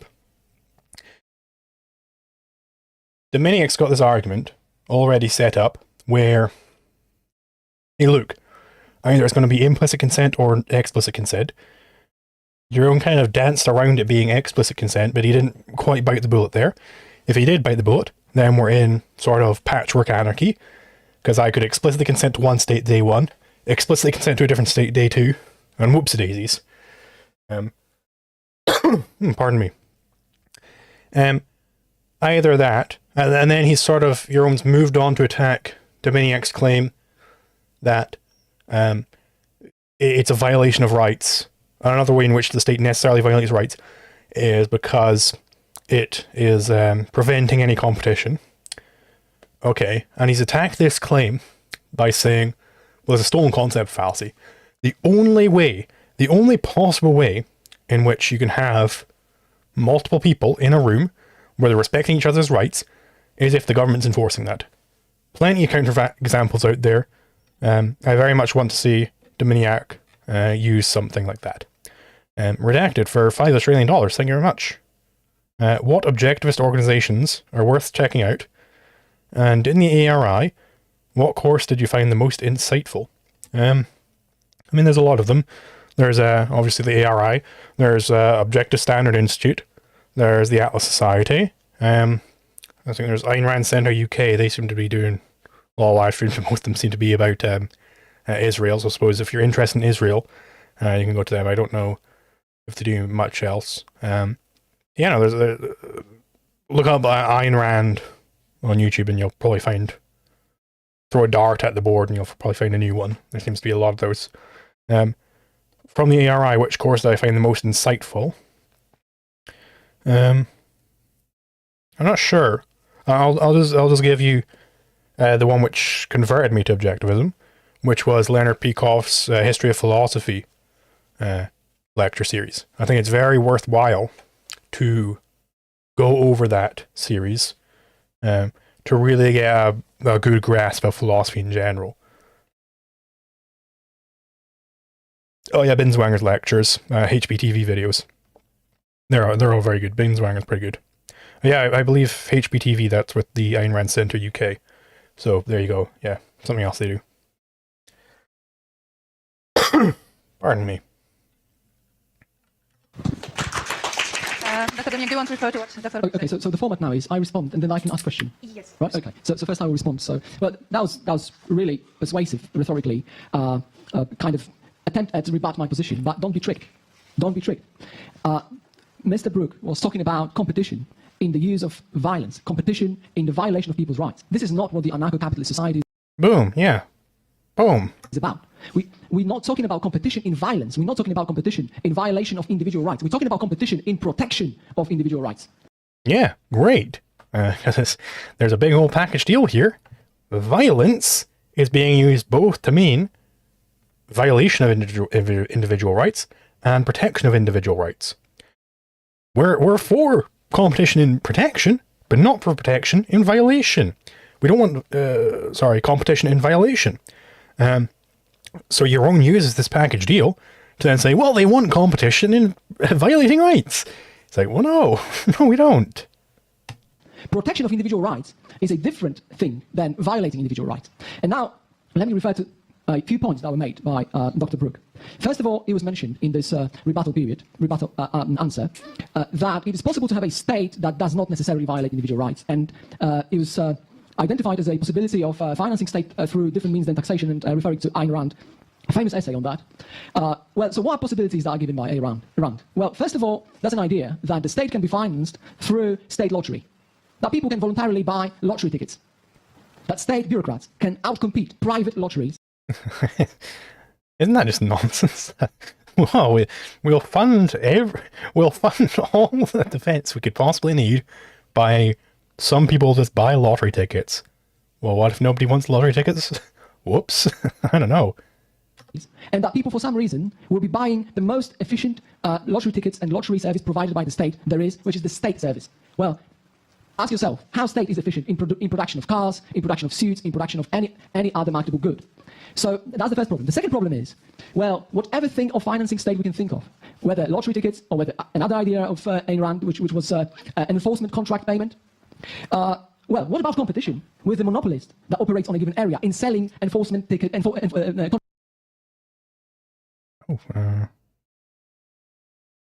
think the video cut out. It is possible to finance this by Oh the threat goodness. that Randians are not able to think about the state that state is on a given area. Because even if we agree that it is theoretically possible to finance state in this way, although I think it's really, really doubtful, then still, what about prohibiting competition of other companies that would like to also either sell enforcement contract services or sell lottery tickets and so on and so forth? What I'm claiming is this. I have an Yeah, your own season. Yeah, you can see him just like, no. individual right to be left alone. I have an individual right not to be assaulted, hit, or killed. And I can delegate this right to whomever I want. So I can delegate it to a private security agency. And once we say that I'm not allowed to delegate this right to a private agency, I have to delegate it to a monopolist on a given territory. At this very moment, this right is violated. And that's why I think that's problematic. Indeed, yes. If you have a right, you are free to delegate it to whomever you want. That's what it means to have a right to do something, right? I have a right to say, hey, you're my friend and you're big and strong. I'm going to walk down this dangerous area. Can you walk with me to protect me? That's absolutely, I'm absolutely allowed to do that. So the question is like, how is your own, at what point does it become a violation of rights for me to do this delegation? At what stage does that become a violation of rights, and why? You know, this is a very tricky, and Yaron hasn't actually established that yet. So currently, Łukasz Dominiak is flowing through. He's flowing through. Yaron is not. To say that it is possible to have a state that doesn't violate rights. Then I would like to also, if I have still some time, okay. So I would like to also make this point. I'm really happy, Dr. Brook, that you said that. Once we change definition of the state, there's no debate, right? So if we agree that the state necessarily violates individual rights, there's no debate. Man Sharma for another 100 rupees. Thank you very much. They don't believe that the concept of rights is applicable without a state. They don't believe that there are rights in a Crusoe Friday situation. Yeah, which is another nonsensical thing they have, where, well, rights only exist when you've established a government. Because again, it's freezing the abstraction. It's saying the only way you can have rights protected is if there's a government. Because the only way you can have rights in the first place is if there's a government. Because the only way you can protect rights is if there's a government. And it's completely circular. They have to, you have to have this primordial concept of rights, or else why even bother? If you're just in nature, right, and everyone's obviously just brutishly attacking each other, you should just be sitting there going like, oh well, who cares? There is no concept of rights for me to appeal to here to say why I disagree with this. So who cares? Who cares that this is happening? And then suddenly, once a state has been established, like, whoa, this was bad all along. It's like, no, you can say that it's bad before the state is established. It's nonsense. Like, it's bad to murder people, whether the state's able to stop you murdering or not.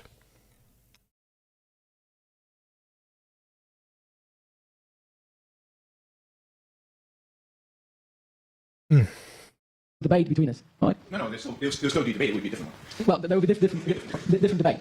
Well, as I understand anarcho-capitalist position, this is exactly the position, right? We are not arguing against government. We are quite often tricked into a position, or that there's a suggestion made that we are arguing against government. We're not arguing against government, which is a way of organizing people's actions. Well, for instance, as far as protection is concerned, people can associate to protect themselves. They can outsource protection services. There might be division of labor, and we should expect that on the free market there will be division of labor and high division of labor. So therefore, individuals will not protect themselves, or at least that would be a major way of protecting yourself.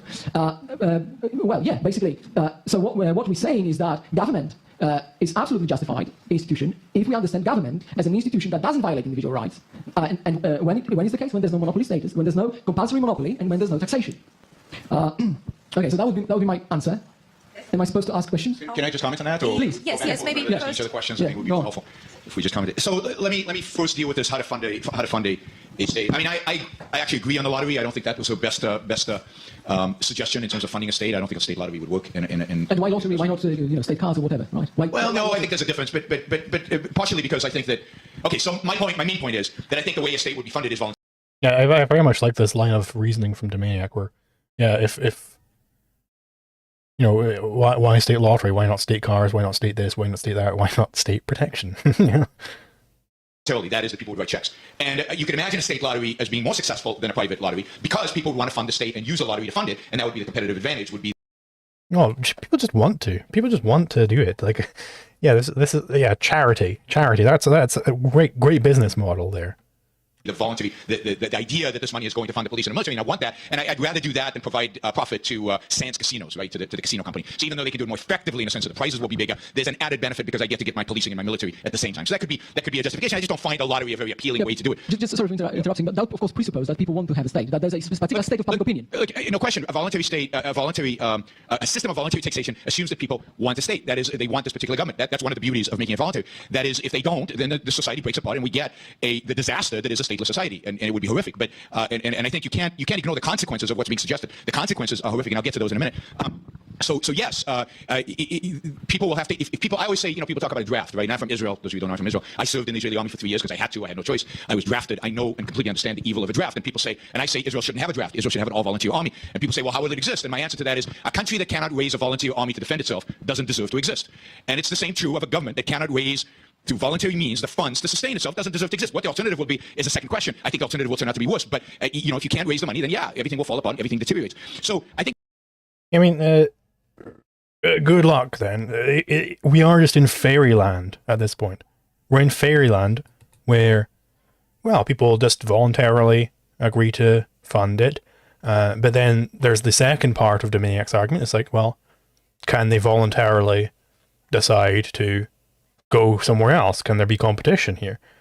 If yes, then congratulations, Yaron Brook, you're an anarcho-capitalist.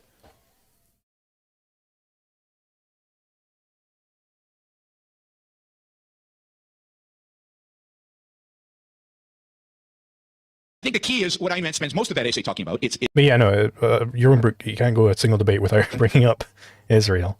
And that is voluntary payments that people would voluntarily pay to have their rights protected. They would be happy to do it. People are generally benevolent, and they don't like to get stuff for free. I actually think governments in this scenario would run surpluses because I think people would write bigger checks than the government can actually spend, which I think is a bad thing. So I think that constitutionally they have to return the money. But I don't think there's any problem in funding a proper rights respecting government. But let me address the second point, which I think is I thought I addressed already, but I just to think about what does it mean to say there are individual rights, and then you can. Say you can't hurt somebody, but what does hurting somebody mean? It's these definitions that actually makes objective what it means to violate rights. Otherwise, the term. So I think he said that the state makes objective what it means to violate rights. He was cutting out a little bit there, but I think that's what he said. And if that is what he said, oh boy, the state makes it objective what it means to violate rights. What the fuck are you talking about? The state can make things objective now.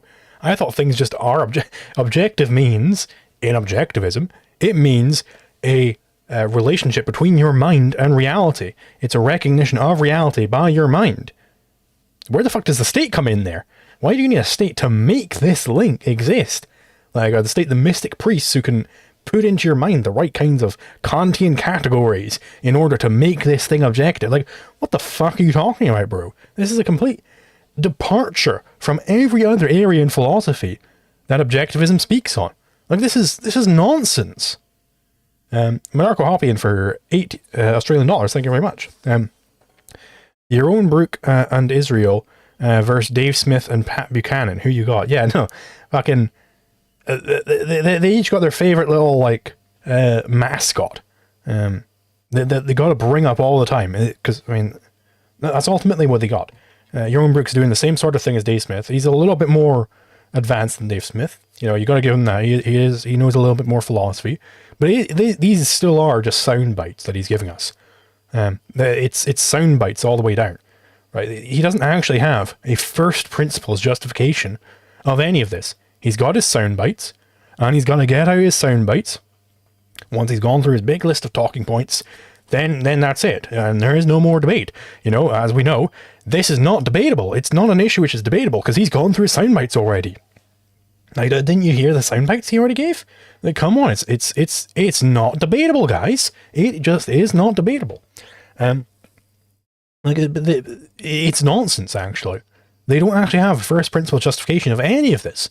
They've just got, well, actually, you need the government to do this because I set up my false alternative. Either you have a government which protects rights, or you don't have rights protected. And you need the government to protect rights, because rights only exist as a concept after there's a government established. But we were against, in the first case, we were against not violating rights, because there is no government yet.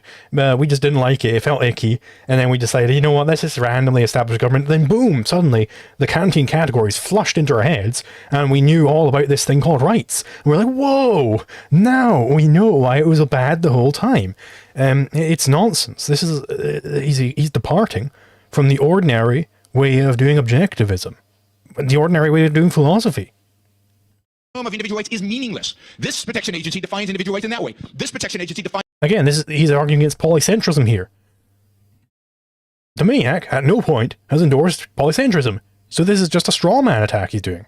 You're not flowing through it on anything here, Yaron. Them in those ways. That one over there doesn't even recognize individual rights. It doesn't believe in individual rights. And you should have the freedom, according to this argument, to have competition. Where do individual rights come from? I mean, individual rights are a man-made concept, right? And what if somebody doesn't believe in those individual rights? Do they have a right to pursue their life not believing in individual rights? And if they don't, who enforces individual rights against them? What if a majority of people don't believe in individual rights, as a majority of people in the world we live in today don't believe in it? Then individual rights won't be respected, Yaron. Well done. Congratulations, you've discovered this deep philosophical principle that nobody has recognized before, that if 100% of people disagree with the theory of individual rights, then individual rights ain't getting respected. But that's true also of your system, your own. That's true of your system. There are no guarantees. As Brian Kaplan was trying to tell you, there are no guarantees. There is no magic wand that can prevent anybody from ever violating rights. Unfortunate, I know, that we can't make this just a metaphysically impossible thing to commit a crime. Terrible. Individual rights, and they sign up with a protection agency that wants to impose its will on all of us. Once you accept the concept of individual rights, once you accept the absolute nature of the concept of individual rights, there is no logical alternative but to have a monopoly over the application of those rights. In other words, the protection of those rights. Why? Why is there no alternative? Why is there no alternative? Okay, you're wrong. Let's take the reduction case. 100% of people in society agree entirely with my whole legal theory, every word of it. 100% of people are completely convinced of it. Okay, why, from here, why is the only way for rights to be respected for there to be a monopoly on enforcing rights? Why is that the only way? 100% of people, again, are totally convinced of this. Why is it the only way for there to be a monopoly? Like, if you have reductios, if you're allowed to use fucking reductios, then I'm allowed to use reductios. It's nonsense. Because there isn't 2 opinions, or 5 opinions, or 22 opinions about what individual rights mean. They have to be objectively proven. They can only be one. And how do we negotiate about which application of individual rights is right? Well, the only way... Well, how does the state negotiate within itself? Do they have a committee, and the committee decides on what the rights are? Well, what if one part of the committee disagrees with the other part of the committee? Well, then, of course, we're going to have civil war, and everybody's going to go to war over this. Like, come on, Yaron. To negotiate that in a system in which there is so-called competition of security agencies is who has the biggest gun. Anarchy, there is no such thing as a stateless society. All stateless societies would ultimately revert to authoritarianism. That is the only equilibrium solution, which is the guy with the biggest gun takes over and imposes his will on everybody else. Thank you, Dr. Brook, for this comment. Do you want to... Sure, if I can. Many points were made, but I will refer maybe just to a few of them. First of all, you've just mentioned that there should be a final authority to dispute, final authority that will define what are individual rights. Where's the final authority between you and me? If we have a conflict, what's the final authority? American government or Polish government? If you really take a position to the logical conclusion, to the logical... Indeed. Dominiak is making a great claim here, because there already is anarchy between these two. Anarchy is a relationship. Who is the final authority? Does there have to be a one-world government? if you really take your position to the logical conclusion, to the logical extreme, you should be arguing for the world government. The world government, that would be final authority. Otherwise, what we have anarchy between the states, and between the states there is no final authority. First of all, the states define individual rights differently. Some of them reject individual rights altogether. So I can't see how we can have your position, which is middle of the road, kind of stopping in the meantime and saying that, well, we have to have this final authority, but actually you're not in favor of final authority, because I believe you're not in favor of world government. Actually, this is what you said yesterday during your streaming, which was actually enjoyable, and I recommend it to listen to everybody. But that you're not in favor of final world government, but you're in favor of 30 or 40. 30 would be preferable. 30 states in the world. So I find your position problematic for this reason. That is just stopping in the meantime, not going to the conclusion, and the logical conclusion would be, well, let's embrace world government. As far as enforcement is concerned, and as far as definition of individual rights is concerned. Well, now the question of definition of individual rights. I'm surprised that you're linking individual rights and definition thereof with the state. Well, I thought that the definition, what are individual rights, comes from reason. There we go, yes. Dominiak making another true claim here. That, well, you don't actually need the state to make these things fucking objective. Like, come on. Reason defines what are individual rights, and particularly for Ayn Rand, reason would be this ultimate instance that would define what rights we have and what rights we don't have. So I'm absolutely flabbergasted by hearing that you linked the definition of individual rights to the institution of the state. And the final point, another question, because I haven't had an opportunity to ask you really any question yet. You mentioned public opinion. Actually, your answer partly to the justification of efficiency of other means of financing the state, you referred at that point to the state lottery, presupposed a particular state of the public opinion, that people want to have a state. And I guess you would go even further. You would say that people want to have a limited state. Of course, they don't want to have any other state. So that's the presupposition. Now my answer is this. So as I understand your position, maybe not my answer. Maybe let me ask this question and listen what will be your answer. So my question is this: what are ways how we can assure that your limited government will not devolve into a big government? And whether my question would be, that's the most important part. If you can refer to this, I would be grateful. Do you think that the ultimate check, that the ultimate way that we can assure that the limited government will never develop into a big social democratic government is the state of public opinion? People that are vigilant, that are freedom-loving, that are free marketeers, and so on and so forth. That would be my question. Thank you. Yeah, again, and you can see clearly where Dominiak will take this. If Yaron says, yeah, of course it will be the state of public opinion, and Dominiak can just say, well, I mean, what if the public opinion is in favor of anarchy? Could there be a maintained anarchy, rights-respecting anarchy? Prove that it's impossible for that to take place. Again, impossible. Prove it's impossible. So let me just address the one world government, so I don't want anybody, as you said, I'm not for one world government. And that does create issues. It does create problems. I agree with that. That is, what are the appropriate jurisdictions? Well, I mean, you know, if you're for multiple governments, why not smaller than that? Why not smaller than that? Why not smaller than that? Why not, you know, keep breaking it down. This was Kaplan's argument. Keep breaking it down. Eventually, you're not going to have a specific jurisdiction of any of them. Like, at what point do you have too many Liechtensteins? You know, 50 Liechtensteins apparently is fine. What about 100 Liechtensteins? What becomes the problem then? What about 1,000 Liechtensteins? What about 10,000 Liechtensteins? And at what point does it become a problem? You know, it's incomprehensible, really. How does one deal with violation of rights in one country vis-a-vis another? And it's a problem. It's a problem that's difficult to solve. It's not easy. And the way it's been solved throughout history, unfortunately, has been. Sorry, debate anything saying refresh the debate vid because there's a delay. That's just on.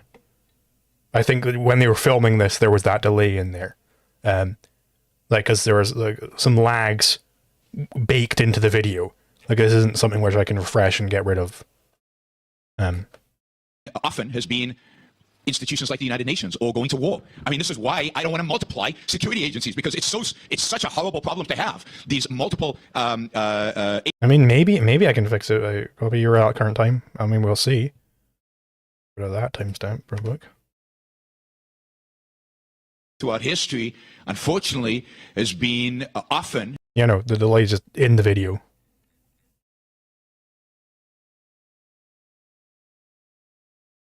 Has been institutions like the United Nations or going to war. I mean, this is why I don't want to multiply security agencies, because it's such a horrible problem to have these multiple. It's so horrible. Why not one world government? At what point does it become horrible? Philosophically speaking, Yaron, at what point are there too many? Because he's not adopting a binary here. He's not saying, well, because if he was being truly consistent here, he would say, well, one world government then. Because to whatever degree you have multiple governments, you have anarchism to that degree. So he's fine with some of anarchism. The question is, at what point does it become too much anarchism? Agencies that then have to negotiate. It becomes a real horror. And usually, when the violations of rights are large, or when there are offenses that are large, the consequence is warfare, and that is a disaster. I think we can all agree that war is not a good thing for individual human beings. Yes, of course, individual rights are defined by reason, but who gets to arbitrate if you got them right or not? That is, the application of individual rights is not easy, is my point. It's not... I don't know, how about an arbitration firm? You know? Because we're assuming a society with the right state of public opinion. Again, we're assuming that from the offset.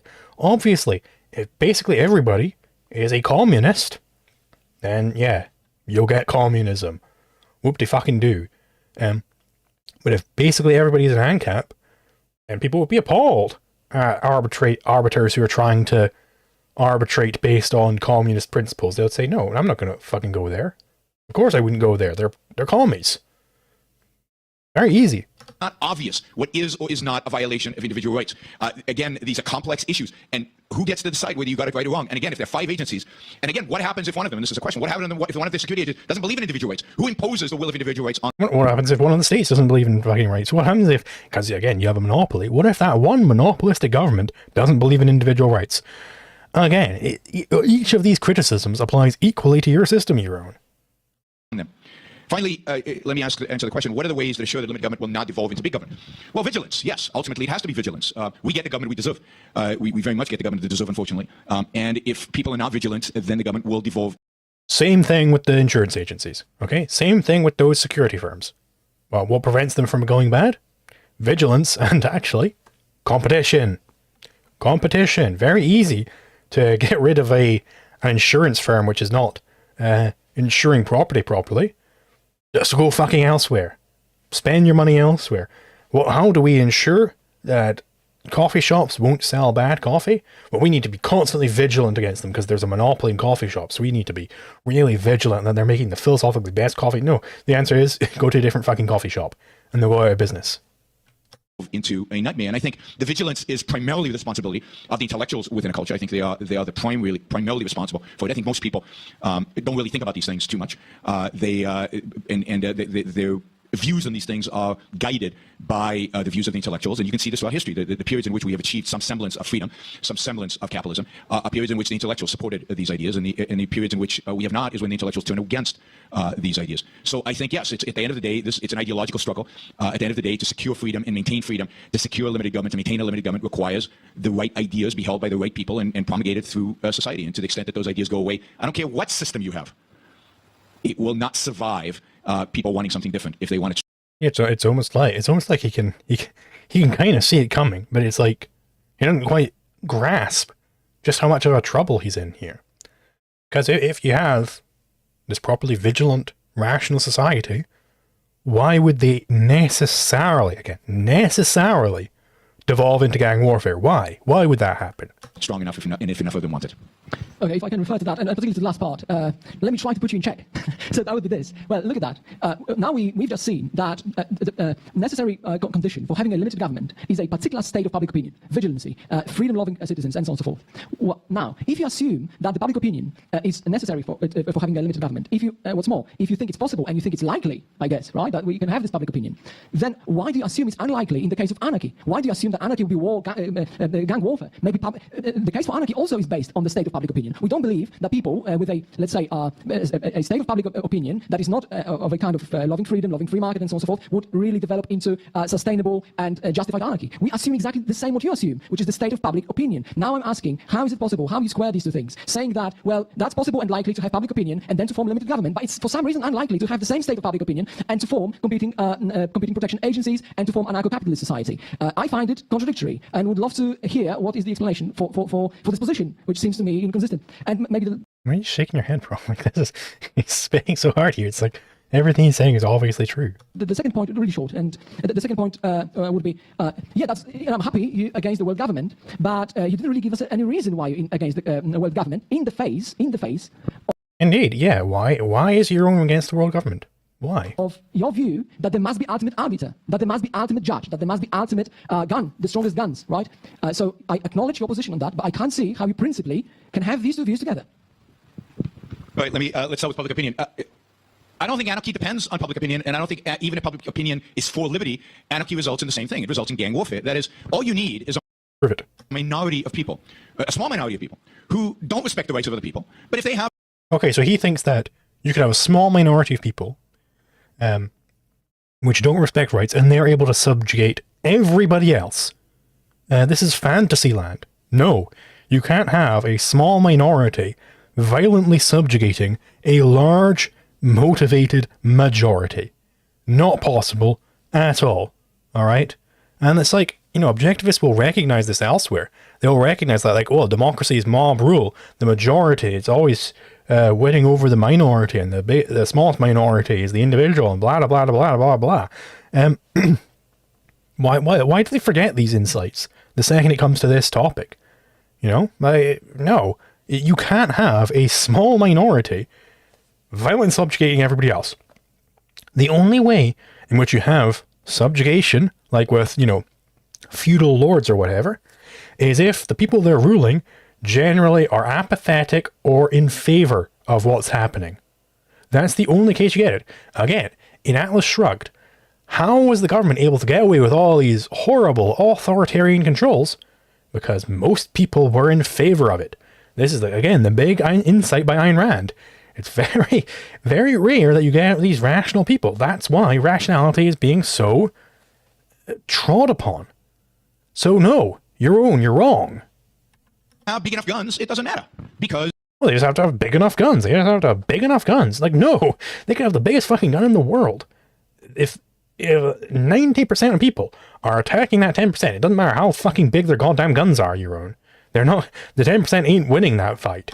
They, again, might makes right. It's not, we don't have rights that are dictating what happens in society, because rights are just an opinion, and there's nobody to enforce the rights, right? All you need is a minority. Indeed, all of history suggests that minorities are the ones that have inflicted the most damage on human societies. The communists one. Why? Why were they able to do that? Why were the communists able to do that? If not, because the majority of people were in favor of it, Yaron. Read Ayn Rand. Minority in Russia, the Nazis in the beginning certainly were a minority in Germany, but they got big guns. And once they got them... No. This is completely ahistorical. The Nazis didn't win the popular vote because they had the biggest guns, Yaron. The Bolsheviks didn't win over Russia because they had the biggest guns. To be sure, they didn't have the biggest guns. They won over because they got big concessions in Parliament, which really reinvigorated their cause and gave the workers all the means they needed to join the Bolshevik cause. They were basically endorsed by the February government because they didn't have the biggest guns. They had just enough guns to sway the civil war in whichever way they wanted. Okay, Yaron? They didn't have the biggest guns. The Nazis, they didn't win the popular vote because everyone was like, oh my god, they're just going to subjugate with all their big guns. Like, no, they got the big guns because they won over the populace. That's how they got the big guns. The mechanisms of using power and force against others, then it's not an issue. See, if I don't believe in rights, the issue is not whether I'm right or wrong objectively by reason. The issue is, do I have the right military tactics to take over the other security agencies and impose my will on everybody else? And again, he's conflating. He's just exiting the hypothetical completely.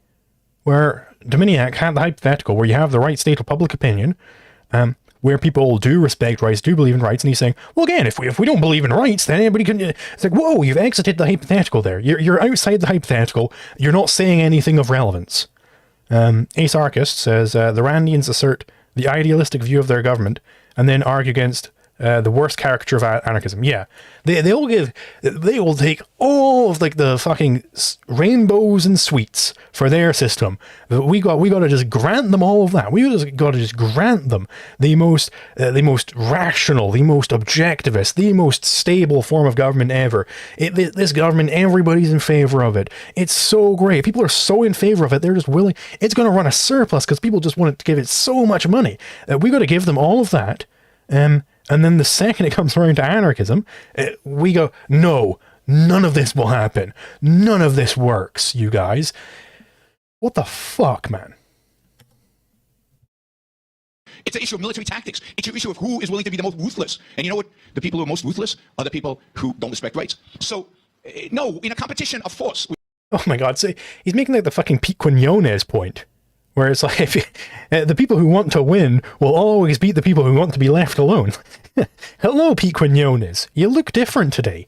Nonsense. It's not the case that the people who want to win, whatever the fuck that means, will always beat the people who want to be left alone, right? It's like, oh, these Machiavellian, super philosophical geniuses, these political maneuverers, they always win. I'll tell you what, they can only ever win if the majority of people want them to win. That's the only case in which they can actually win. It is actually not possible at all, for them to win if the majority are against them.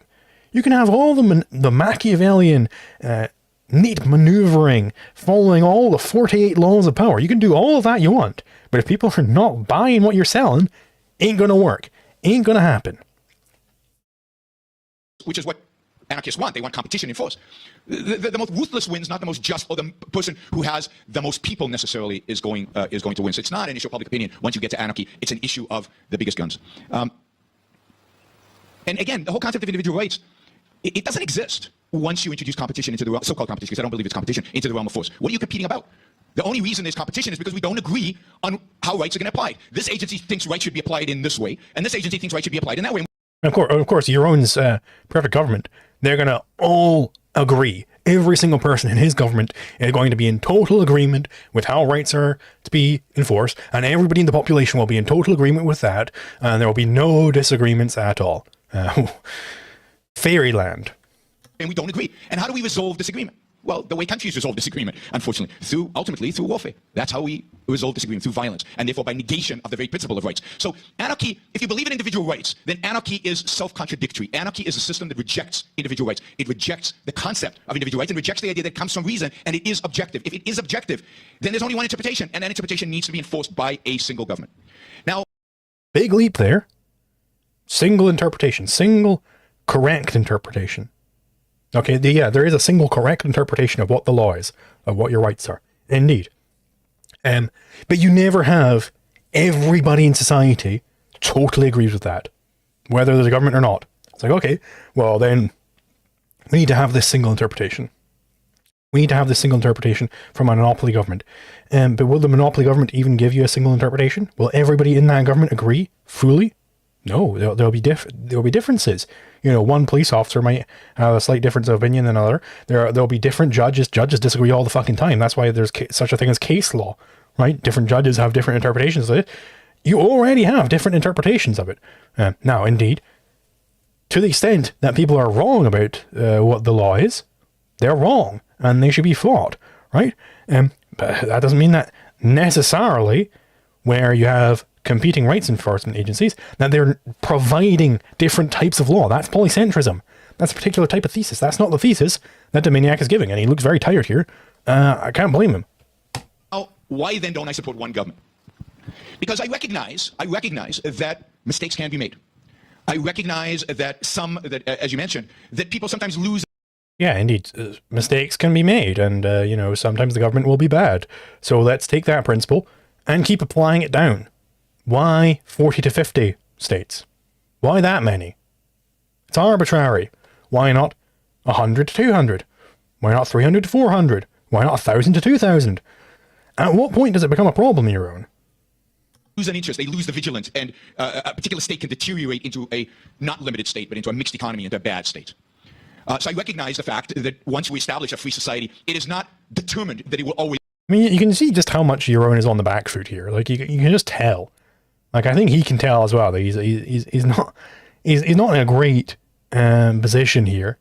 Dominiak is like really way more confident in this. He just like comes in with like, well, why this government? Why that?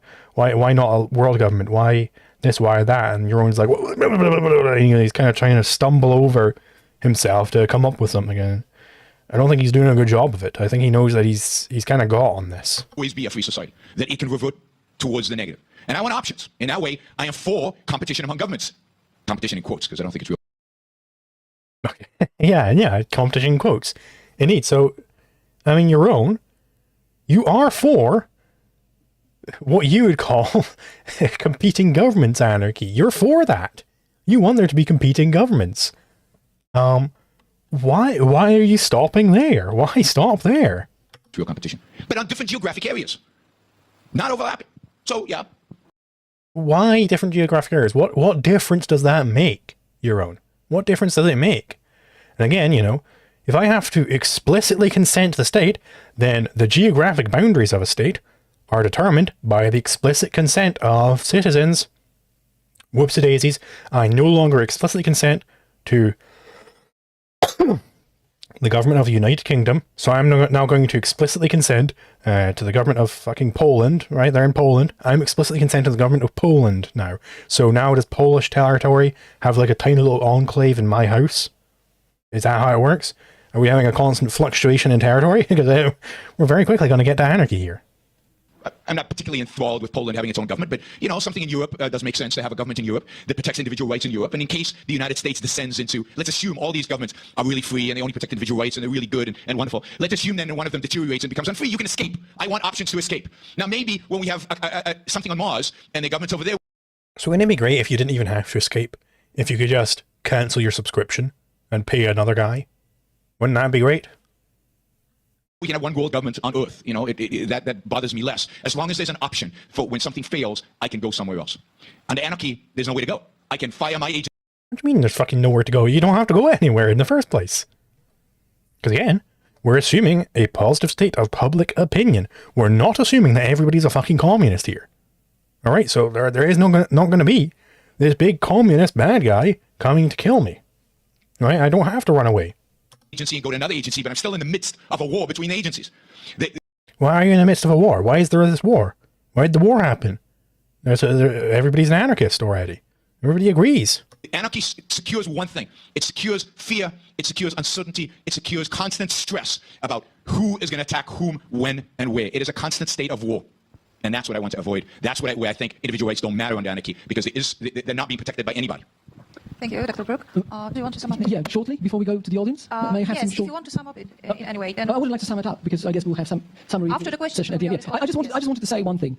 From my point of view, a limited government is a contradiction in terms. Limited government, because I guess we both agree on this proposition that individuals have rights, and amongst these rights are right to life, liberty and property. And government, even limited government, is nothing else than expropriating property protector. Is a contradiction in terms. So I just wanted to state my position one more time before we, I guess, go to the session of Q&A from the audience. do you have to? I'll just say I think there's only one right, essentially. I mean, other rights are derivative, and there's the right to life. And I think the only way to protect that right to life is to have an agency responsible for objectively defining how that right is applied. Again, it is massively complex. And that agency, if you don't like the word government, call it something else, but government's a pretty good word for it. Yeah, I mean, it's... Because again, he's just doing this thing well. It's so complex. So therefore you need a single agency to do this, to enforce your right to life, again, which is right to life is nonsense. It's a non-starter here. That has a monopoly over the use of force, which means has a monopoly over the protection of that right, of the individual right to your life. Thank you, gentlemen, for this discussion. Very interesting. So I hope there will be a lot of questions from the audience. I have only one kind request to you, to ask specific questions about the debate. And it would be best if you say who you want to answer. Dr. Brook, Dr. Dominiak, or maybe both of them. So I think it will be easier for us. Shy holes. Hi, I have a question. I have a question to Dr. Dominiak. I assume that in the stateless society, these agencies will be working in parallel. So, for example, I will have one agency and my neighbor will have another one. And if I believe that my capitalist view is the proper one, and my neighbor will not believe that, so it will go into conflict then. And we have the concrete examples, for example, like Dr. Brook said, gangs in the LA, or maybe the no-go zones in the European cities where there is the Sharia law. So is it not the example that this way doesn't work? Okay, so let me make 3 points as a part of the answer to your question. So first of all, I was trying to present a case in favor of anarcho-capitalist society, and this case was purely moral. Why it was like that? Because I believe we are not really able to predict the future state of the free market. So it's really impossible to think about how such private organizations would work in a free market. We can't predict... Yes, this is an entirely correct point. And ultimately the moral argument is way more fundamental. And that's the fundamental point. Like it doesn't even matter if it would, descend into gang warfare. If Dominiak is able to flow through on the point that the government necessarily violates rights, then it's illegitimate and you should oppose it. We couldn't predict how would telecommunications look like in 1990. Right? We couldn't predict smartphones. We couldn't predict things like that. And by the same token, we can't predict exactly how these agencies would operate on a free market. Having said that, though, I would like to point out the second thing. The second thing is, how is it done between the states? We have two different states, they have two different legal systems, and citizens of these states come into conflicts, maybe not so often because usually these are peaceful citizens, but sometimes it happens they come into conflicts, and there's no higher arbiter above these states. So how is it solved? Is it solved by some agreement between these two states that you can also think of as two different agencies? So now coming, just a second, let me finish and then we can go back and forth. And then coming back to your point exactly, well, I would say, talking about a possibility of having a gang warfare between private agencies, of course it's an empirical question. Asarchist, if the Iranians want to assert their idealized version of minarchy, why can't we just assert an idealist version of anarchy, where we assert that every agency will never conflict? Yeah, indeed. And again, I think this is impossible to give any scientific answer to this question that would be exact answer because we don't have any data to support this or that answer. But we can resort to a common sense, and this way of looking at things would, I guess, give us this kind of answer, this kind of approximation to an answer. If you look at the history, then you will see that only in the 20th century, 200 million people were killed by their own governments. 100 million people was killed by the communist regime. And now you can compare this number, if the death toll counts to anything, you can compare this number to the private crime and the level of the private crime, the amount of private crime in societies. So it's important to put that into context, and the context is exactly this one I just provided, which is the amount of people being killed, expropriated, and so on and so forth by the state. Coming back to this point, just last thing. If you have this disagreement, there is such a thing, and repeating or repetitive dealings between market actors. If you have any repetitive dealings between each other, our incentive structure changes into this one, which would make it possible for us to deal again in the future in a profitable way. So what we can intelligently guess, that's just intelligent guess, that's not any bulletproof statement. We can intelligently guess that these companies would come to an agreement how solve such disputes between individuals representing different legal systems, and we can suppose that there would be an appeal court or an appeal entity that they would refer to, and that would be also included, I guess, already in the contract signed between these individuals and their respective agencies. Can I? I mean, that's entirely correct. Now, like, indeed, you can't say the exact bureaucratic structure that the market would end up with. That's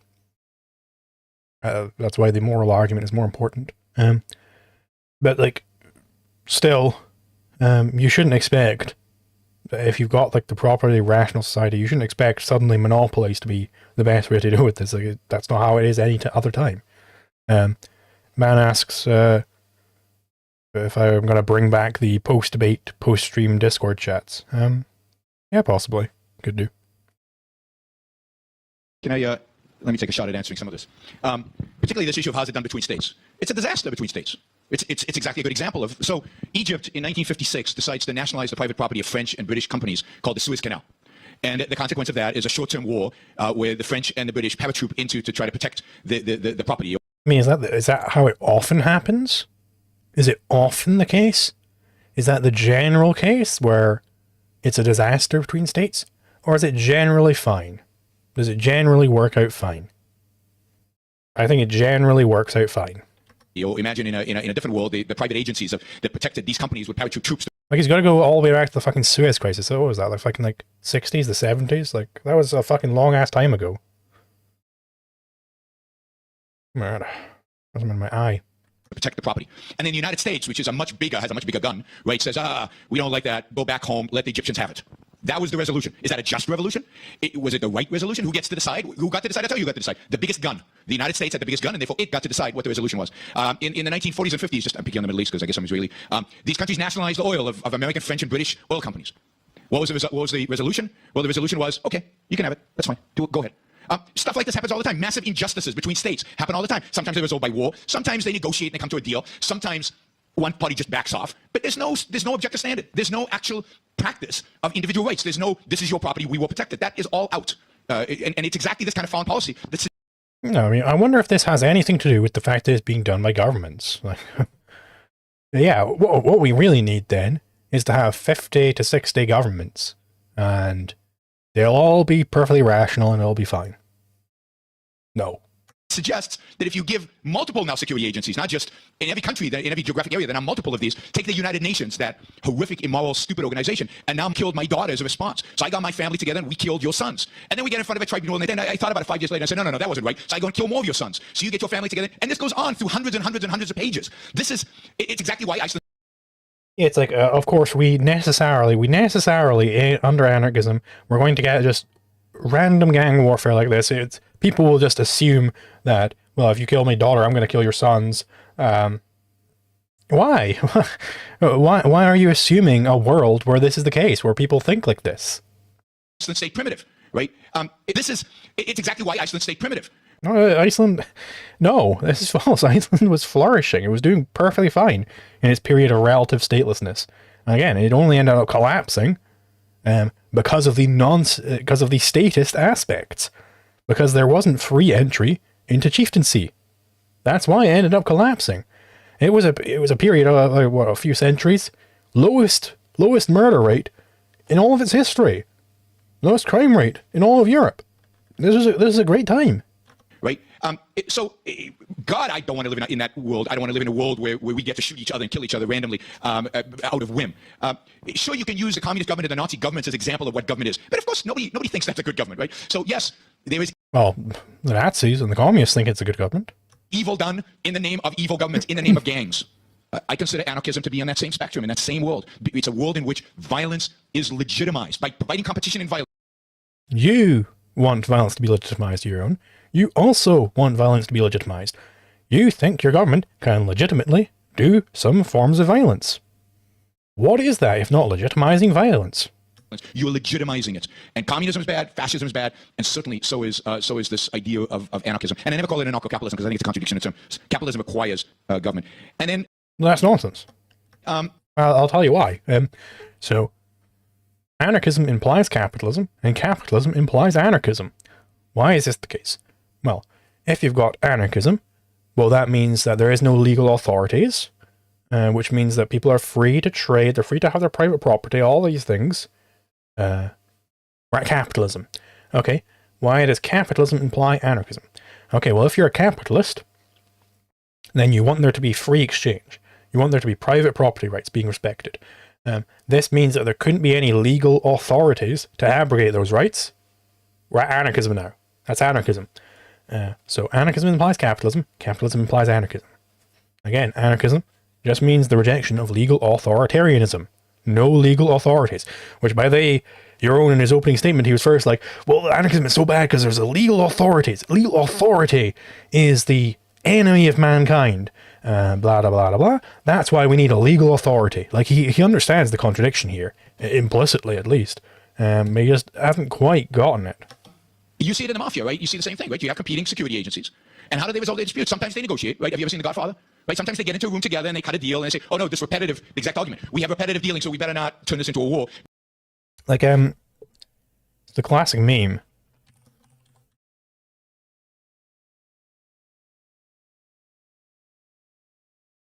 Like, of course, anarcho-capitalists, I've read your literature. And this is the literature they're talking about. It's like, yeah, fucking great. Because there's repetitive dealing, so we want to make sure that we have a good relationship. And that works sometimes. And once in a while, one of the families says, to hell with this. We're just going to kill you all. And they do. That's what you're putting your reliance on. And again... And you're putting your reliance... And that was so bad, because then there's a monopolist. There's only a single provider. And you're putting all your reliance in it, just right off the bat, having this single provider. It's not up to public opinion. It's up to those particular leaders of those particular security agencies, because they have the guns, and they have the ability to inflict this on people, whether the people want it or not. Okay, there is a question from the chat, our live streaming, asking Radio Żelaza. Question to Mr. Dominiak. Nozick concluded that competing security agencies would eventually form a huge dominant agency which would effectively monopolize government in a given territory. And there is a little argument that this would not happen. How are... Little argument, I mean, fucking, his argument, if I recall correctly, is basically like, well, if you're in this society with competing enforcers of rights, well, then obviously the bigger one is going to be better than all the other ones. So everybody would start going for the bigger one, and then it's going to keep getting bigger and bigger and bigger. And it's of the form, well, you know, it's very complex, very difficult to make coffee. That's not an easy thing to do. So obviously the biggest coffee shop is going to be the best at making coffee. They'll be the best at it. Okay, so then therefore Starbucks is going to keep growing and growing and growing and swallow up the entire market, and there will never be anybody else who will ever make coffee ever. Only Starbucks will make coffee. Nonsense. Apply it to any other industry and you see just how nonsense it is. It's not the case that the biggest insurance firm is necessarily the best at insuring your property. That isn't the case. A different firm might be able to provide you the package you're looking for. They might be able to, they might understand your specific needs better than the big players. They might be able to give you better customer service, whatever, right? Bigger firm doesn't necessarily mean better firm. Are people supposed to resist the dangerous outcome? Why not settle for a Republican government then? And it's also like a kind of retarded. It just is a retarded line of argument, because it basically just says, well, anarchist. Imagine if one firm was able to take over and control the market and become a state. Wouldn't that be awful? It's like, yeah, it would be awful. That's what you advocate for. Then. Okay, if I understood the question, well, I would say that Nozick's argument, that was really ingenious argument, and we all know that the author was an extremely intelligent person and an amazing philosopher, was unfortunately unsuccessful in a sense that he didn't prove that it is possible for the state to develop in a way that does not violate individual rights. So that would be the first part of my answer. The second part of my answer, well, I think, as I understood the question, the second part of the question was about how can we assure that it doesn't develop into warfare or monopoly. How we can be sure? Well, we can't be sure. We can't be sure. I think we are really.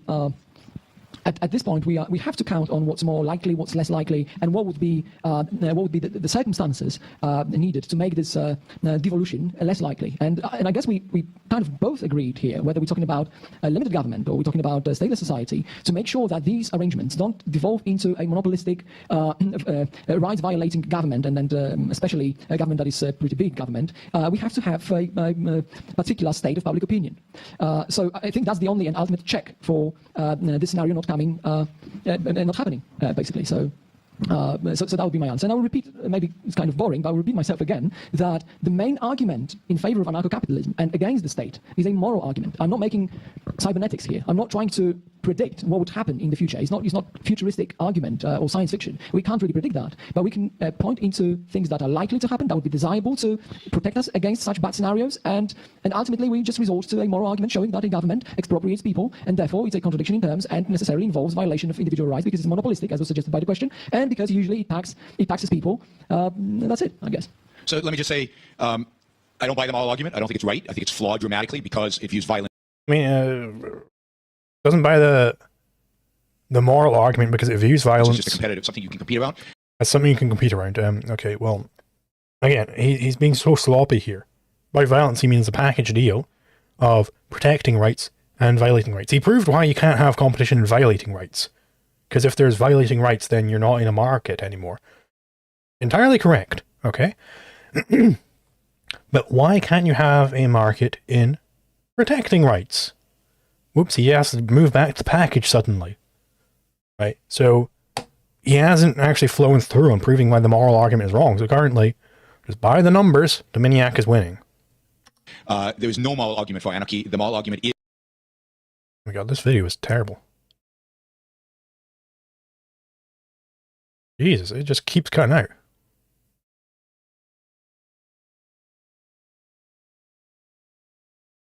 My god. Really didn't just cut this out of the thing.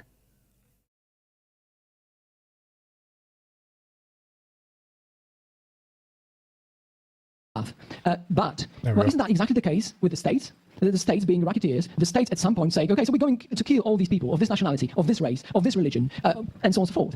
What's the difference? What's the difference between these two arrangements? And, well, of course we've discussed it, so I will not repeat this again and again. I just wanted to pay your attention to some maybe a bit funny circumstance that actually mafia taxed about 10% and state taxes about 50%.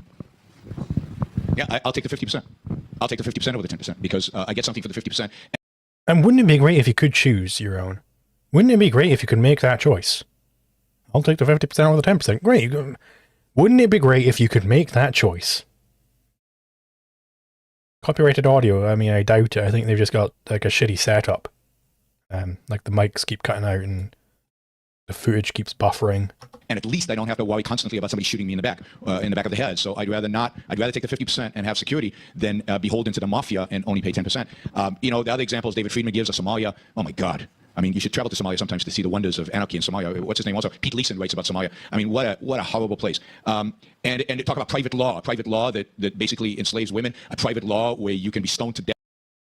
Monhop says the imprecisions in Yaron's argument come through even when he debates socialists. The socialists just aren't intelligent enough to notice. Indeed, yeah. This is generally the case. Like it's like, you know, Dave Smith. Anytime you see him arguing for libertarianism, you see just how imprecise and sloppy he's being.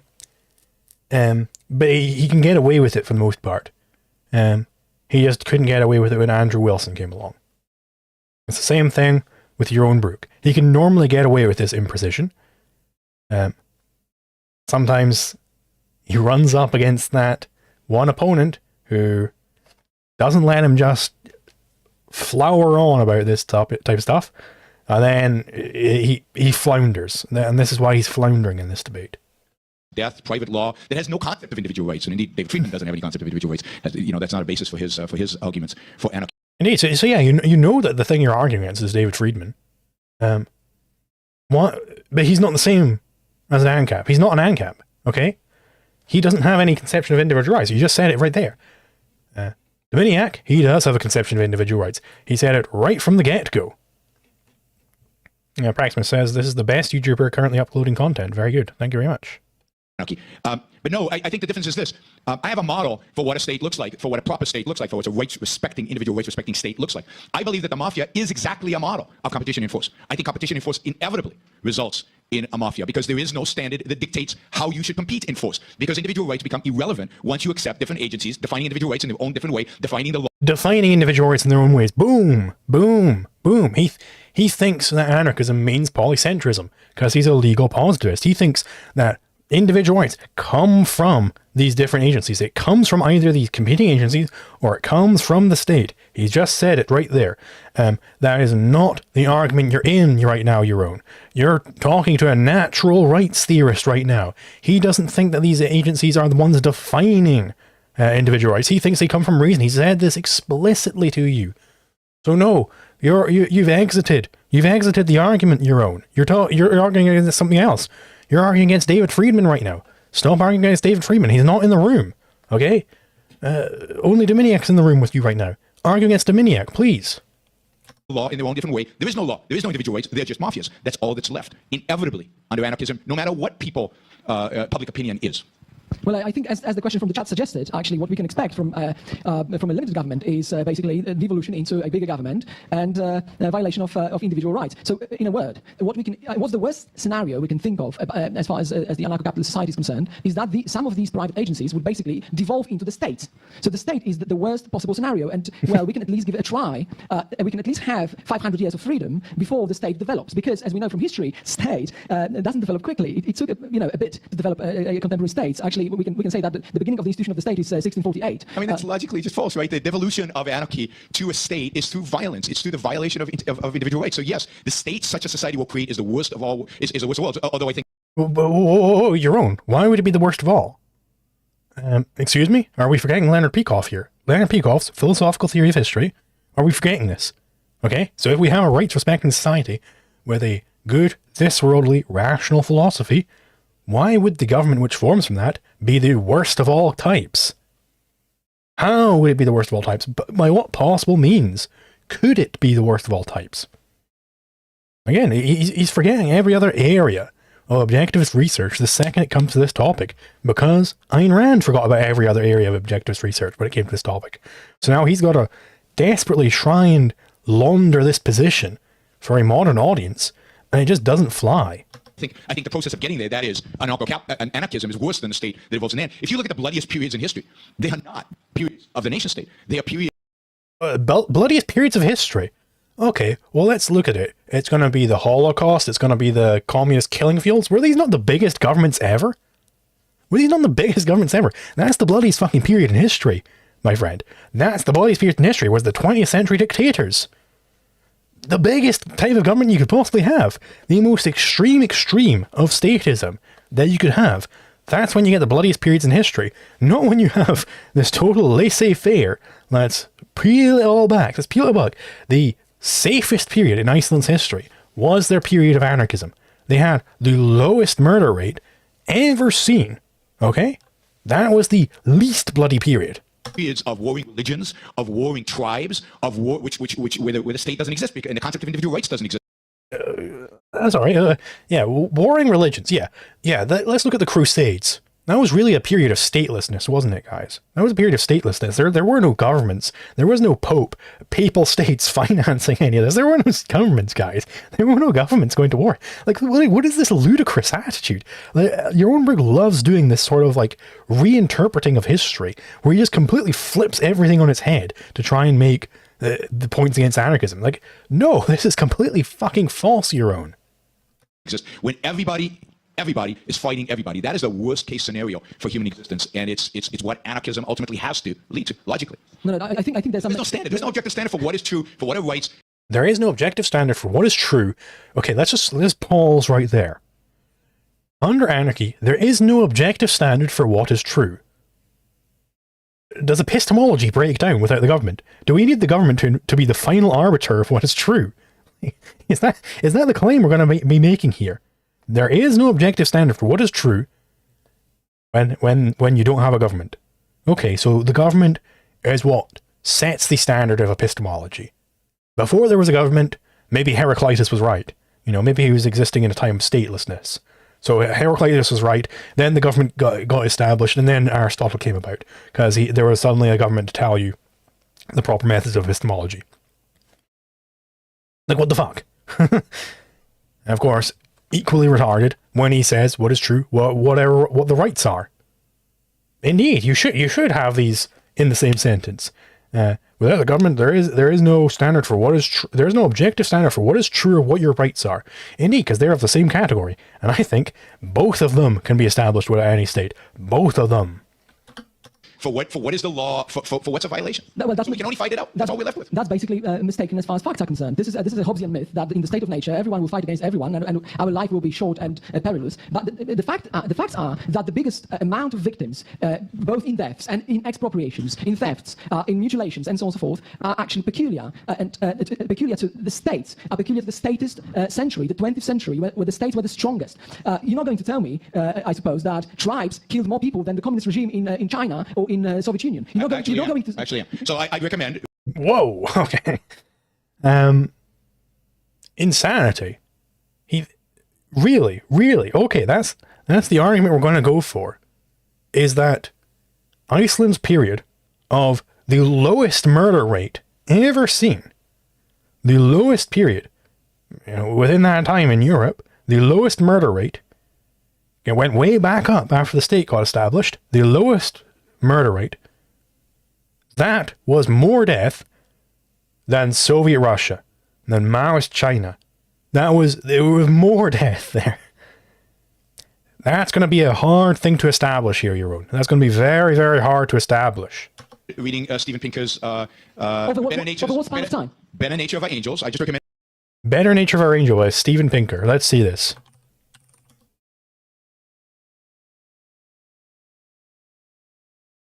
This seems, on its face, asinine. That our better angels of our nature, why violence has declined. Is he going to try and make the case here that violence declined when the communists and the Nazis were running around killing everybody? Is that the claim we're going to have established in this book? I'll have to check it out. Wait a minute. Reason, he writes, can orient us away from violence and towards cooperation and altruism.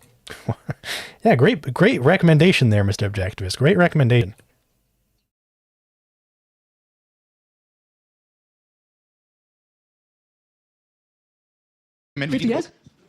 The percentage was higher. I'm talking about the percentage, not the total number. Of course not. The percentage was much higher. And that we live today, in spite of all the states that exist, and in spite of my criticism of all the states that exist, we live in the least violent. Now, there's non-violent force being inflicted on all of us. But in terms of violence, we live today in the least violent period of all of human history. And if you think that has nothing to do with the existence of states, of course it has everything to do with the existence of states. States reduce violence. Now, they inflict other forms of force, regulation, redistribution of. States reduce violence. Well, not necessarily. Ace Arc is saying, from what I recall, Pinker is not including law enforcement as violence. Yeah, that would be my guess. That's what you get with a lot of these types of statistics.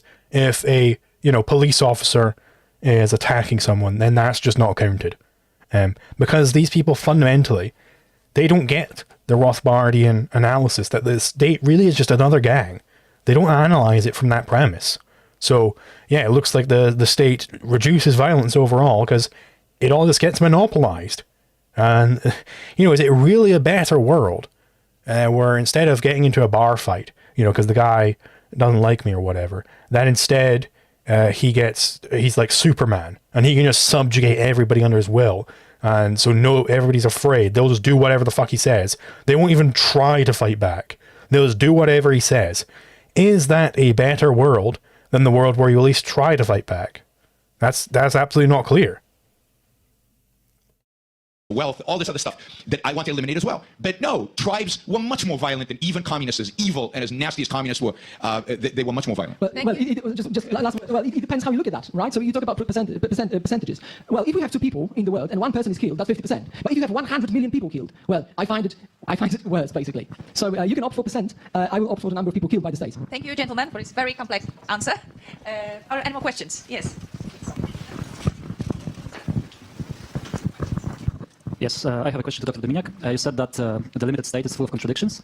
Would you be ready to accept the limited state as a step towards gaining the anarcho-capitalistic society, or would you say that there is another way to achieve anarcho-capitalism?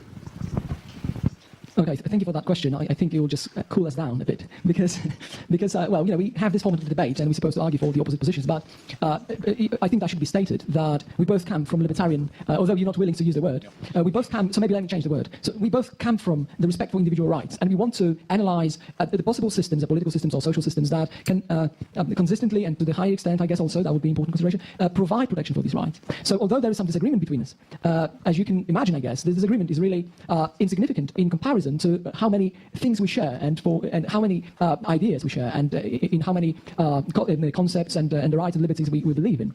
Well, let's say outside the format of the debate, I would of course say that limited government is highly desirable. Let me maybe quote a friend of mine, Walter Block. He has this really funny joke when a person asks an economist, "How's your wife?" The answer is compared to what? So how is limited government compared to what? Limited government, of course, compared to what we have currently, is an amazing solution. So I would say, well, I would absolutely welcome that. I would even welcome limited government as not leading anywhere else. But as far as principles are concerned, I think the right is on the side of anarcho-capitalist position. The right is on the side of full respect for individual rights. But this is comparatively insignificant, in comparison to how many things we share, I guess. So I'm going to disagree. I think it's a big deal. I think the disagreement is a big deal, and it's one of the reasons I won't call myself a libertarian. And I think at the end of the day, we haven't talked about this, but it's probably going to, it probably results in the fact that we don't define individual rights correctly, the same way, and that we don't apply individual rights the same way, and that there are deeper, much deeper philosophical issues at bay where we disagree on, because I don't think you can come to the anarcho-capitalist position, or the anarchist position, without, I think, making deep philosophical errors, for example. Okay, let's hear him. Let's hear him. What deep philosophical errors you need to make to arrive at the anarcho-capitalist position, which, by the way, Yaron Brook has failed to even acknowledge the anarcho-capitalist position here. He's just been arguing against polycentrism the whole time. In the world of violence and human life and what individual rights actually mean. What individual rights actually mean? Okay, what do individual rights actually mean? Yaron Brook, it means the right to life. What does that? What does that entail? What do these things mean? I don't think that he's on nearly as solid grounds as he think he is. Since you mentioned Walter Block, I will ask the question. Is it okay? Is it rights violating to have sex with a 5-year-old child? Now, I would argue absolutely it's rights violating. It's a horrific rights violation, and that person should spend a big chunk of their life in jail, if not forever. But they are libertarians. They are anarchists who say, well, why? It's consensual. The child might have said yes, but Walter Block doesn't say that. Like, why are you bringing this up, Yaron? Walter Block is the evictionist guy. He agrees that children have rights. I don't know his specific theory of rights for children, But it's my theory of the rights of children, or rather Ian Hersom's theory of the rights of children. I guarantee you, it's way more in-depth than yours, Yaron Brook. It's that children are latent self-owners. You don't know what their will is, so you can do anything you want to protect them. You can be a guardian over them. Now, raping them is not protecting them. You don't know that they will that. You don't know that it's consensual. So who is saying this, Yaron? Like, this is just a horrible smear. But that's meaningless, right? And there might be a protection agency that will protect your right, in quotes, to have sex with that 5-year-old child. Now, what does one do if there is a protection agency? There might be a government that protects that. And it might be called the United States government. And they might have, suicided Mr. Epstein. What if that happened, Yaron? Wouldn't that be terrible? Let's say I'm offering services to pedophiles. I am a rights protection agency that protects the rights of men to have, or women, doesn't matter, women are taught it, but to have sex with a 5-year-old child. What do you do with that? How do we solve this issue? How do we combat it? How do we get rid of this agency? How do you combat it? By people disagreeing with it. Yaron, again, if everybody wants that to happen, it's gonna happen. If nobody wants it to happen, it won't happen. Again. People voluntarily are signing up. People voluntarily are willing to participate. Maybe even parents are voluntarily willing to have their kids participate. It's all voluntary. How do we deal with it? Well, I mean, I've got like creepy crawlers down my spine just thinking about that, right? Because they are sick parents, and they are sick people who want to have sex with 5-year-olds. And anarchism would legitimize that completely. No, it wouldn't. It would not legitimize that. Anarchists are opposed to this, Yaron, because it's a rights violation. Anarchists are opposed to rights violations. Again. Now, that means there's no such thing as individual rights. That means the negation of individual rights and the negation of what it even means to be voluntary. How can a 5-year-old be voluntary anything? And how can a parent abuse a child and get away with it? So these are complex issues that anarchism defaults on and ultimately has to lead to massive injustices of these individual rights that supposedly we agree upon. But I'm not sure we do agree on them. And I certainly don't think we see them as coming from the same source and applying in the same way. So I think, and this is my resistance to saying we agree on a lot of things, I'm not sure we do if once you start peeling away. And this is kind of like why it's a vulnerable position to put yourself in, to answer these, to have it. First of all, it's kind of a pet peeve of mine, these types of questions. Like, well, don't you guys really mostly agree on blah, blah, blah, blah, blah, blah, blah. But also, Dominiak, by answering, yes, we agree on most of it, like, he has put himself in a vulnerable position here, because now Yaron Brook can just come in and say, well, actually, no, we don't agree on most things, and now I'm getting to assert the disagreement, and I get to assert what the disagreement is, and I get to reframe the debate. Yeah, I don't really like these kumbaya type questions of, well, don't you guys really agree mostly? And it's like, no. The rhetoric into what it actually means.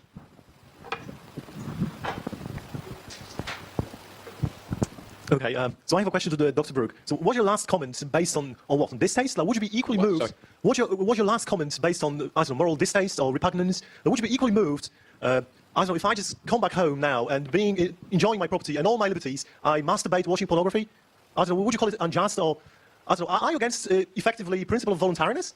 I don't know, like, does your position imply that... I mean, your masturbation is not violating anybody's rights. I don't care if you masturbate. So why would I care?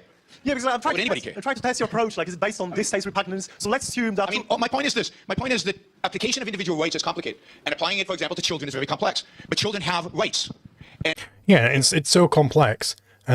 You know what the best way to deal with complex issues is everywhere else in the market? It's to have the government get involved. The government does such a great job so far. We just need to have them in this other area as well. It's like, it's nonsense. Yeah, Yaron argues with the phantoms in his head and hallucinates the beliefs of his anarchist opponents. Indeed, yeah. And those rights are held in... Yaron couldn't survive a series of 5 good yes or no questions. Probably not. Trust by parents. But somebody has to supervise the parents to make sure they don't abuse that trust. And that, for example, is one of the roles of government, to protect the rights of the child from often his own parents. And there's no way to, I just gave that example as a way in which anarchy cannot deal with that. And indeed, anarchy would encourage the creation of societies of pedophiles with parents who want to abuse. I'll tell you what really encourages the creation of societies of pedophiles. It's when there's a pedophile philosophy. You know, the Middle East. It's got a whole lot of pedophile societies there because the Islamic deity, the Islamic prophet, had sex with a child. And that's why you get a whole lot of pedophile societies out there. And gee whiz, wouldn't it be great if he wasn't able, these Muslim Islamist societies weren't able to monopolize all violence and control all the courts, to make them Sharia courts, to make it so that these children don't stop getting raped, wouldn't that be better, Yaron? Use their kids to join together. Now, I consider pedophilia a capital offense. It's as close to getting, shot as I can think of. Now, you masturbating, I mean, good for you. I mean, I'm actually very much pro-masturbation. I think masturbation is wonderful. You should all do it if you're not doing it, and do it often. What does that have to do with molesting children? It doesn't have any relationship to the two. So what about gays then? What about what? What about gays having consensual sex? It's consensual, right? They're adults. They get to make their own decisions. Again, a child is not an adult, and there has to be differentiation between children and adults, which again... I think this line of questioning is not going to get anywhere, really. Because Yaron can... I mean, he's saying like, well, I want to know if it's just from disgust. Or are you just kind of disgusted at anarchy? But it's like, this isn't going to get anywhere. My argument is anarchy cannot embed. You have to have a government that protects children. Okay, let me just push you out a bit more. Like, there was this anecdote by Walter Block, like just to follow Dr. Dominiak style. Like, he used this anecdote. Like, there was a conference, and there were two neo-Nazis in the audience, and he was like purely keen on sort of converting them to libertarianism. He said, "You would have a really good deal with us, with libertarians, you Nazis. You would have your goose marches. You would sing your Nazi songs in your properties. Like, what's more, you can get some Jews to the gas if they're willing, if they volunteer." That's disgusting. That is absolutely disgusting. But that's voluntary. No, you don't. It's not. If you want to commit suicide, that's fine. You cannot. That's exactly a this is exactly the point where you guys don't understand what individual rights mean. You cannot voluntarily assign yourself into slavery. There is no such thing as a contract. Contract means something. It is a legal document that assigns certain rights and certain responsibilities. But you could voluntarily agree to turn on some gas. You could voluntarily agree to that, Yaron. Like, there's no contract there. Certainly, it's not a contract. But like, actually, I want to know what Yaron's theory of contracts even is. Does he agree with the title transfer theory? Like, what is his theory of contracts even? Responsibility. You cannot assign yourself into slavery. If you want to commit suicide, you have every right to do that. You can commit suicide. You cannot have a right to contractually assign some Jews to come and get gas. You can goose march. Yeah, so he thinks this is a contract, but the guy didn't even bring up the word contract. Yaron is bringing up the word contract. Jews can indeed voluntarily turn on some gas and commit suicide. They could even have a Nazi do it for them. This is there's no contract there, but that doesn't mean it's involuntary, because contract isn't synonym with agreement. You can do all the paraphernalia of Nazism. You have every right to do that. You can exclude from your property anybody who is not blue-eyed and blonde. But the idea that you can voluntarily gas people is sick and disgusting. This is why I'm disgusted by Walter Block, and why I find him an enemy of liberty, not a friend of liberty, but an enemy of liberty, and on the side of the Nazis and the communists. And that's why it's like, it doesn't matter how fucking disgusted you are, Yaron. You give a counter, give a counter argument. Come on. I view gang warfare on that side. I don't view that as being consistent with freedom. Contracts mean something. That's not whatever you want. What do they mean, Yaron? You keep just saying, well, contracts mean something. What do they mean? What do they mean? It's not whatever you whim. This is exactly what individual rights are trying to get away from. It's to get away from the idea that whim is primary. Whatever you feel like is primary. By the way, those Nazis, even if all they do is goose steps, I'm still going to call them evil. I still think they're I'm still going to watch them because I think they're a threat. And I still think they're evil, morally evil, for holding those ideas. So there is such a thing as... Because I don't think you masturbating is illegal. Is immoral. I think you masturbating is moral. Depends why you masturbate and how you masturbate and all that. Maybe it is immoral, but generally masturbation I think is a moral activity. I think that holding certain ideas like Nazism, holding certain ideas like communism is immoral. Morality is not about whether you violate rights or not. Morality is about how you live your life. This is exactly what I argued before. We don't agree on a lot. We disagree fundamentally. Most anarchists are moral subjectivists. Most anarchists don't believe in individual rights. Can you demonstrate that? Most anarchists are moral subjectivists. I'd like to see you try and establish this. Like, how is he going to establish this? Most anarchists I know are not moral subjectivists. They're moral objectivists. Dominiak certainly believes in natural rights. He said this explicitly to you. Rights. Most anarchists don't believe in an objective morality. We disagree on the most fundamental questions about human engagement. And this is why I don't think, we agree on most stuff, we disagree on just this final outcome. No, for most, not everybody, there's some anarchists who I think we do agree on a lot of stuff, but for most anarchists, we disagree on a whole slew of philosophical questions. And that disagreement is reflected in the fact that we also disagree in this political issue. If I can jump in for a second. Well, I think that was quite important what you said, because I agree that this is what distinguishes us, or what divides us. Because libertarianism and, well, anarcho-capitalism as a form of libertarianism is a view that can be called a thin philosophical view. So we don't really try to impose on people any so-called objective morality. You just pick and choose. This time you picked and choose masturbation as actually okay, and marching Nazis as not okay. We're not doing this. What we're doing is we try to distribute spheres of freedom between individuals, and provided they don't violate each other's rights, each other's domains, borders of jurisdictions, they can do whatever they want. So we are respectful of freedom. Whereas you've just shown, in my opinion, that there are some limits to freedom for you. The limits being that there is some particular so-called objective. I can't see why it's objective. It's just particular morality. You pick and choose some things, and you call them unethical. I'm not, as a libertarian, not as a human being, but as a libertarian. We basically are not judgmental. We don't try to impose on people any particular morality, and we see the distinction between right and morality very, very clearly. And to this point, actually referring to the problem with children that we referred to, I guess, like as a libertarian, we can't say anything about morality of having sexual acts with children. But I guess as a human being, of course, we would condemn it. But as libertarians, we would basically point out the difference between a right as a protection of interests and different sorts of protections of interests. There are different sorts of protection of interests. There is morality that you mentioned. There is ethics that you mentioned. There is repugnance that was mentioned by one person in the audience. And of course, we would refer to these elements as human beings as protecting children against these kind of abuses. So basically, I can't see the problem here. I think that there is, of course, some disagreement between us about what rights, in this case, we would like to assign to children. I guess there are some rights you wouldn't like to assign to children. For instance, you wouldn't assign a right to a child to sell real estate. You wouldn't like to assign a right to a child to perform any other legal actions. The only right you would be willing to assign to a child, I guess, would be a right to be protected against physical violence by other people. As far as I'm concerned, I think libertarianism has resources to do exactly the same. Although we wouldn't go further. We wouldn't go into thick theory. We wouldn't tell people what to do if they don't want to. We wouldn't pick and choose this and that as moral or immoral and then refer to so-called objective morality. No, this is good, because this is exactly why I do not call myself libertarian. I find much of that repugnant. And the fact is that I don't want to impose my morality, but I do think there is a true morality. I do think. Right, but I mean, that's not the claim that Dominiak is making. He's saying, qua libertarian, qua anarcho-capitalist, there isn't a position on the morality of, shooting up heroin or whatever. There isn't a claim on morality of that because it's a thin theory. He's not saying you can't have morality outside of that. He's not saying anything about that. I mean, fundamentally, the debate is not about that. So, I think there's a right morality, and that morality, then you can live your life as long as you don't violate other people's rights to do whatever the hell you want. But don't claim that we agree on individual rights, because we do not. And this is why this idea that libertarians believe in individual rights, we just think this is how we arbitrate them. You don't agree on individual rights. That is, individual rights are not random. Individual rights from a particular moral perspective. Individual rights are a moral concept. They're not even a political concept. They're a moral concept. They're a concept that bridges morality with politics. So let's be philosophical, right? We want to be philosophical. The whole idea was a moral defense of anarchism. Well, if morality is completely subjective, morality is whatever you he didn't say that. He didn't say that, Yaron. He didn't say morality is completely subjective. want it to be, then there is no moral defense of anything. It's whatever you happen to agree with, whatever you feel like. There is no truth. There's no one moral truth, right? It's random. It's whimsical. It's whatever, right? So I believe that there is a moral truth. I believe that some systems are moral and some systems are immoral. But you say, you can't say it's immoral. It depends. Some people might like it. No, you're saying as a libertarian, he's not saying that. No, there is an objective truth here. So the concept of individual rights and how we come to it and how we apply it and where it applies depends on having a proper conception of morality. Like, I mean, Dominiak even gave something which he believes to be an objective moral truth. The non-aggression principle. He said he believes that in his opening statement. So, again, Yaron Brook loves arguing against the straw man of anarchism. Even when he's sitting next to a fucking anarchist, he just can't get away from arguing against the straw man.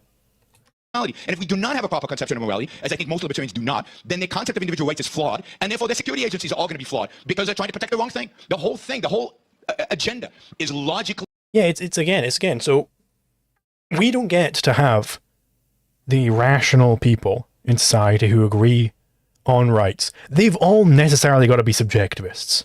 Now you can. Why? Why is anarchism necessarily subjectivism? Prove that it's subjectivism. I will just be right back because I do have to take a piss. But yeah, we should be able to finish this up pretty soon.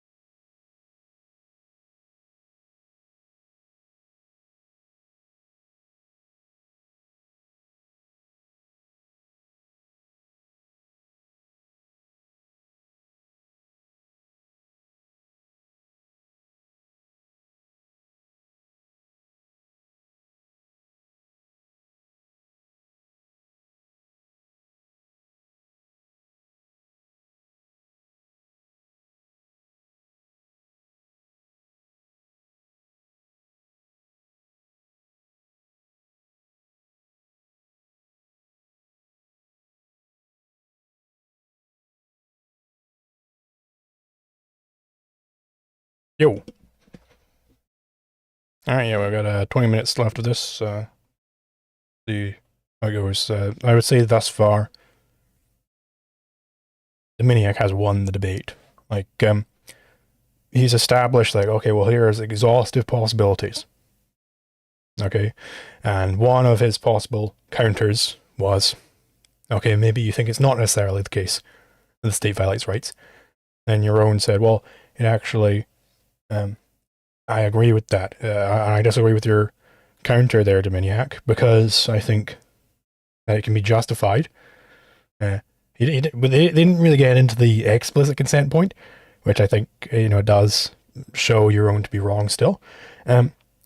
But he was also like, well, it's possible to have a single agency which is keeping out competition without violating any rights.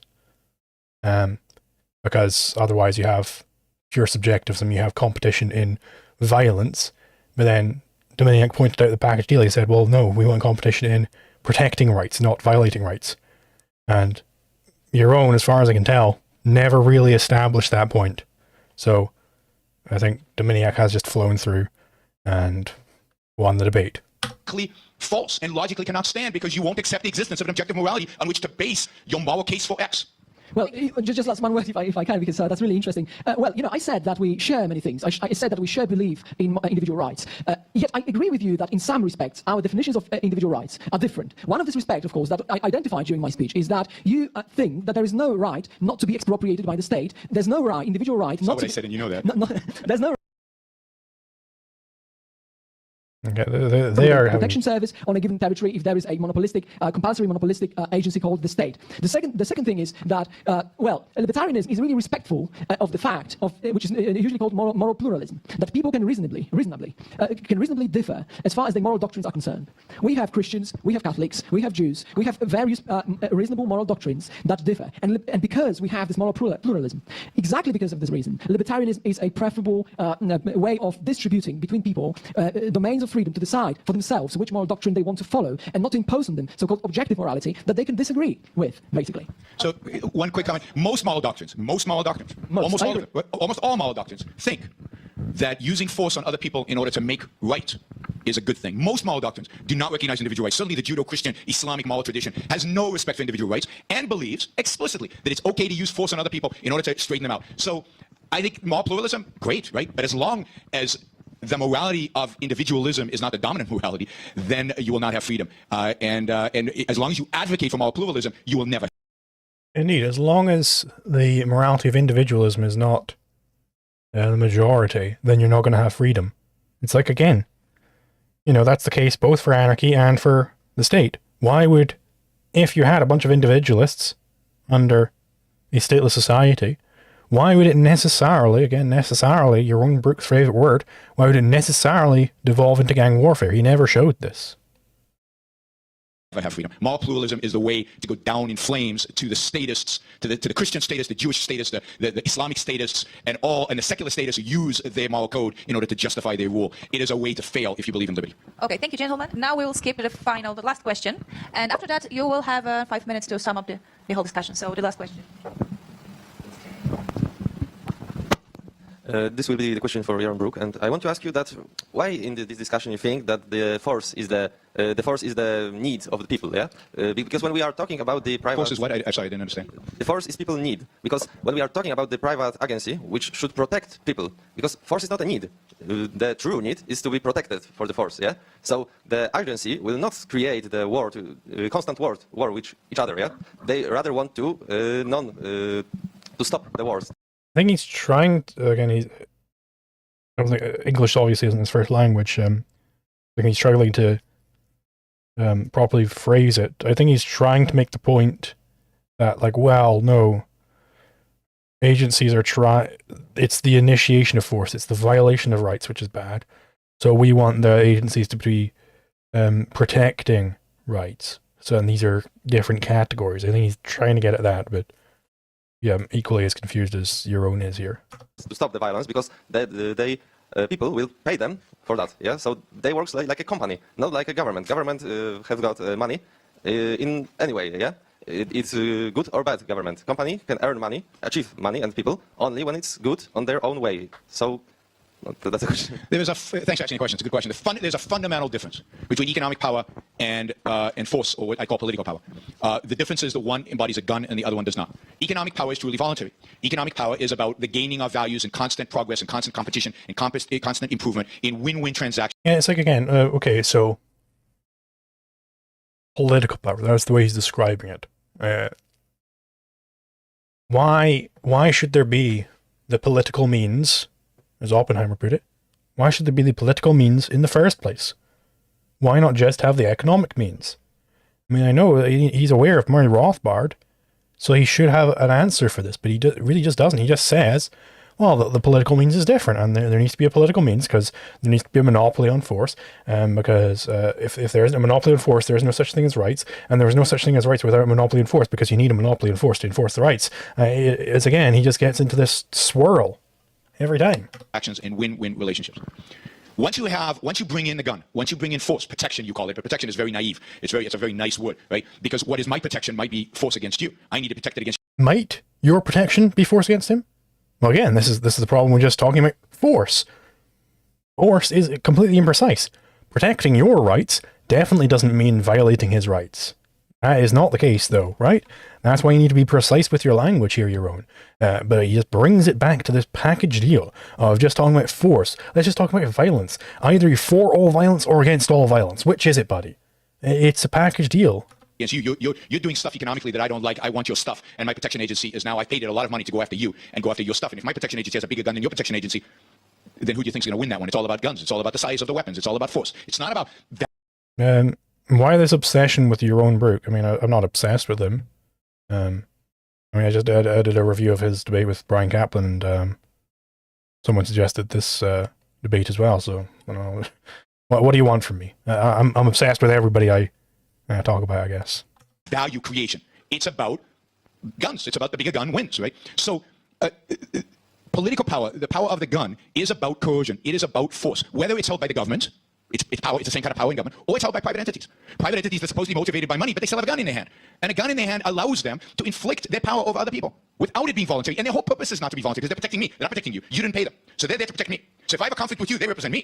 And if they can inflict their power, yeah, it's like this is a completely non-starter. They wouldn't just go, well, this guy paid me.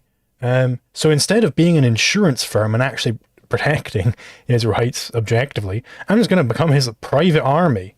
Like, no, this is not how it works. You don't have enough money to make a private army here, Yaron. power on you, they're not violating any voluntary agreement they had with me. I say, cool, go after him. Now you have a protection agency responsible for protecting you. And they have to negotiate, or they have to war, or they have to do whatever. And what if the negotiations break down? And this is why... Yeah, what if the negotiations break down? What if they break down within any society, Ron? Then yeah, eventually you just get back down to fighting. Which is why you need to have the correct public opinion in place first. And then it won't be just fighting. It was brought up that states functions like this. Yeah. And exactly what we get. We get wars. We get World War II. We get even stupider World War I, or both are equally stupid, I guess, World War I. We get because there's no final authority. There's no way to arbitrate disputes. And they have big guns. And I can inflict, I'm Germany. I can inflict my... Even if there is a final authority, your own, you still... There is this weird thing called a civil war. Even if there is a final authority, you can still have wars. So wow, so turns out it's not actually a magic spell. Bigger gun than on Poland. I'm going to take you over. Well, the protection agency is going to do exactly the same thing. And there's no way to stop them. And the will of the people doesn't matter because unless the people are all armed, and that's fine. I mean, the one solution I can imagine to all this is we're all armed. We all carry. We all have the machine gun ready. And we're all constantly, all the time at war. But nobody wants to live like that. Nobody wants to live like that. Nobody should want to live like that. Nobody should live like that. I consider the anarchist position in the same place as authoritarianism because I think it leads to the same state of mind, the same kind of life, which is a life of fear and oppression and constant fear, constant inability to use the one weapon, the one tool we have to produce, which is our mind. If I can jump into this question also. Yes. Okay, thank you. So, okay, right. So first of all, I would say maybe that would be worth mentioning today. Something that we haven't mentioned yet: the difference between the operation between the state and, as what you mentioned in your question, between private security agencies. Which, by the way, I think we can expect would be actually insurance companies working on a free market. Insurance companies provide service to people. They insure them against catastrophes. These catastrophes can be natural catastrophes or social catastrophes. Social catastrophe is nothing else than being a victim of a crime, being a victim of a MAGA, and therefore this kind of imbalance that you suggested, that your defense agency represents you against another person, and the only thing that the agency wants to do is basically to respect your rights, is also doubtful, because in the case of insurance companies, these interests are not so easily distributed, because the insurance company considers a person who actually is a victim of a catastrophe a winner against the insurance company. So the incentive structure wouldn't be so straightforward as you're suggesting. But then that's the one thing. And now we can compare these two models that we haven't yet.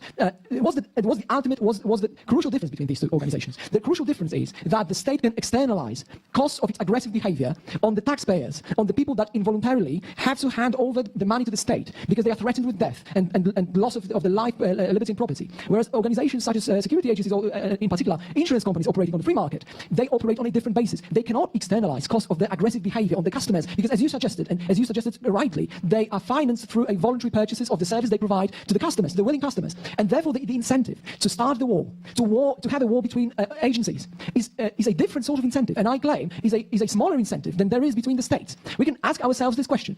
Imagine two organizations, ceteris paribus, all other things being equal, counterfactually, all other things being equal. Organization A and Organization B, they equal, except one thing. Organization A can't externalize costs of aggressive behavior on other people through taxation. Organization B can do that. And now ask yourself, which of these two organizations will be more aggressive? Where will be the bigger incentive to start violence, to initiate physical force against innocent people? So, and my last point about, arming to teeth, having guns next, with you all the time, machine guns and things like that. Well, I basically, as a free marketeer, I believe in division of labor.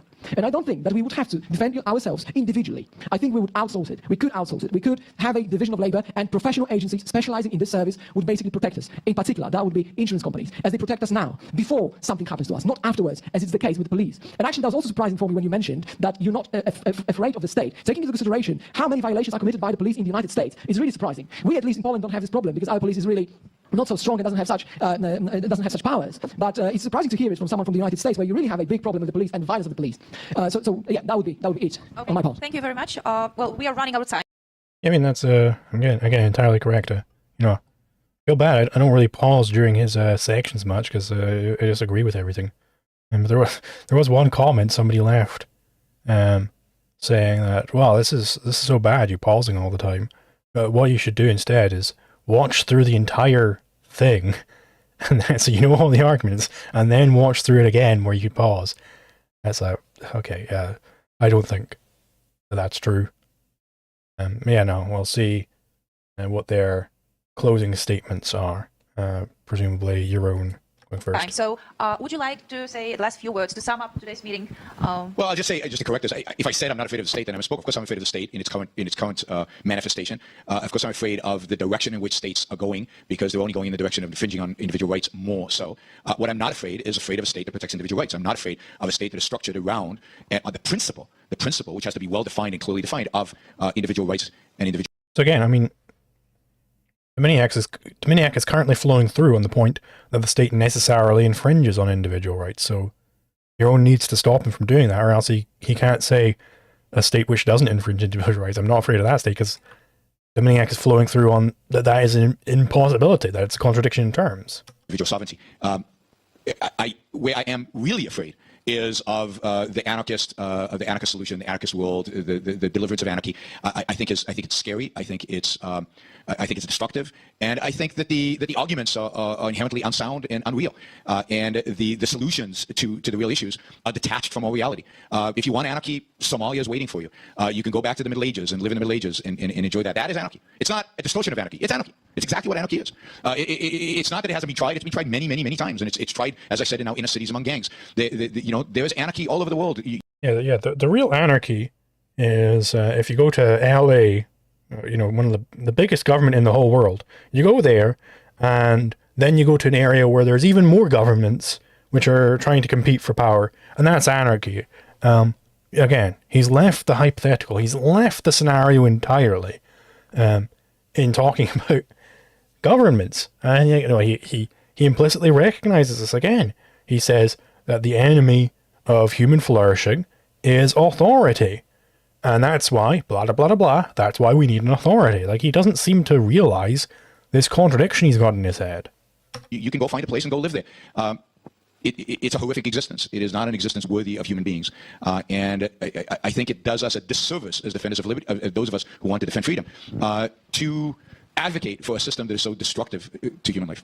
Thank you very much. Last few words, yes? Yeah, absolutely. So what I wanted to say is, well, we could hear that if we want anarchy, we should go to Somalia. What I'm saying is basically we should compare apples with apples and oranges with oranges. We should not compare Somalia with the United States. We should not compare Somalia with, well, Liechtenstein or societies or states like that. We should compare the same with the same. And if we really compare the same with the same, I can say the same against you. Well, I can say, well, if you want to have a state, go to Nazi Germany. If you want to have a state, go to Soviet Union.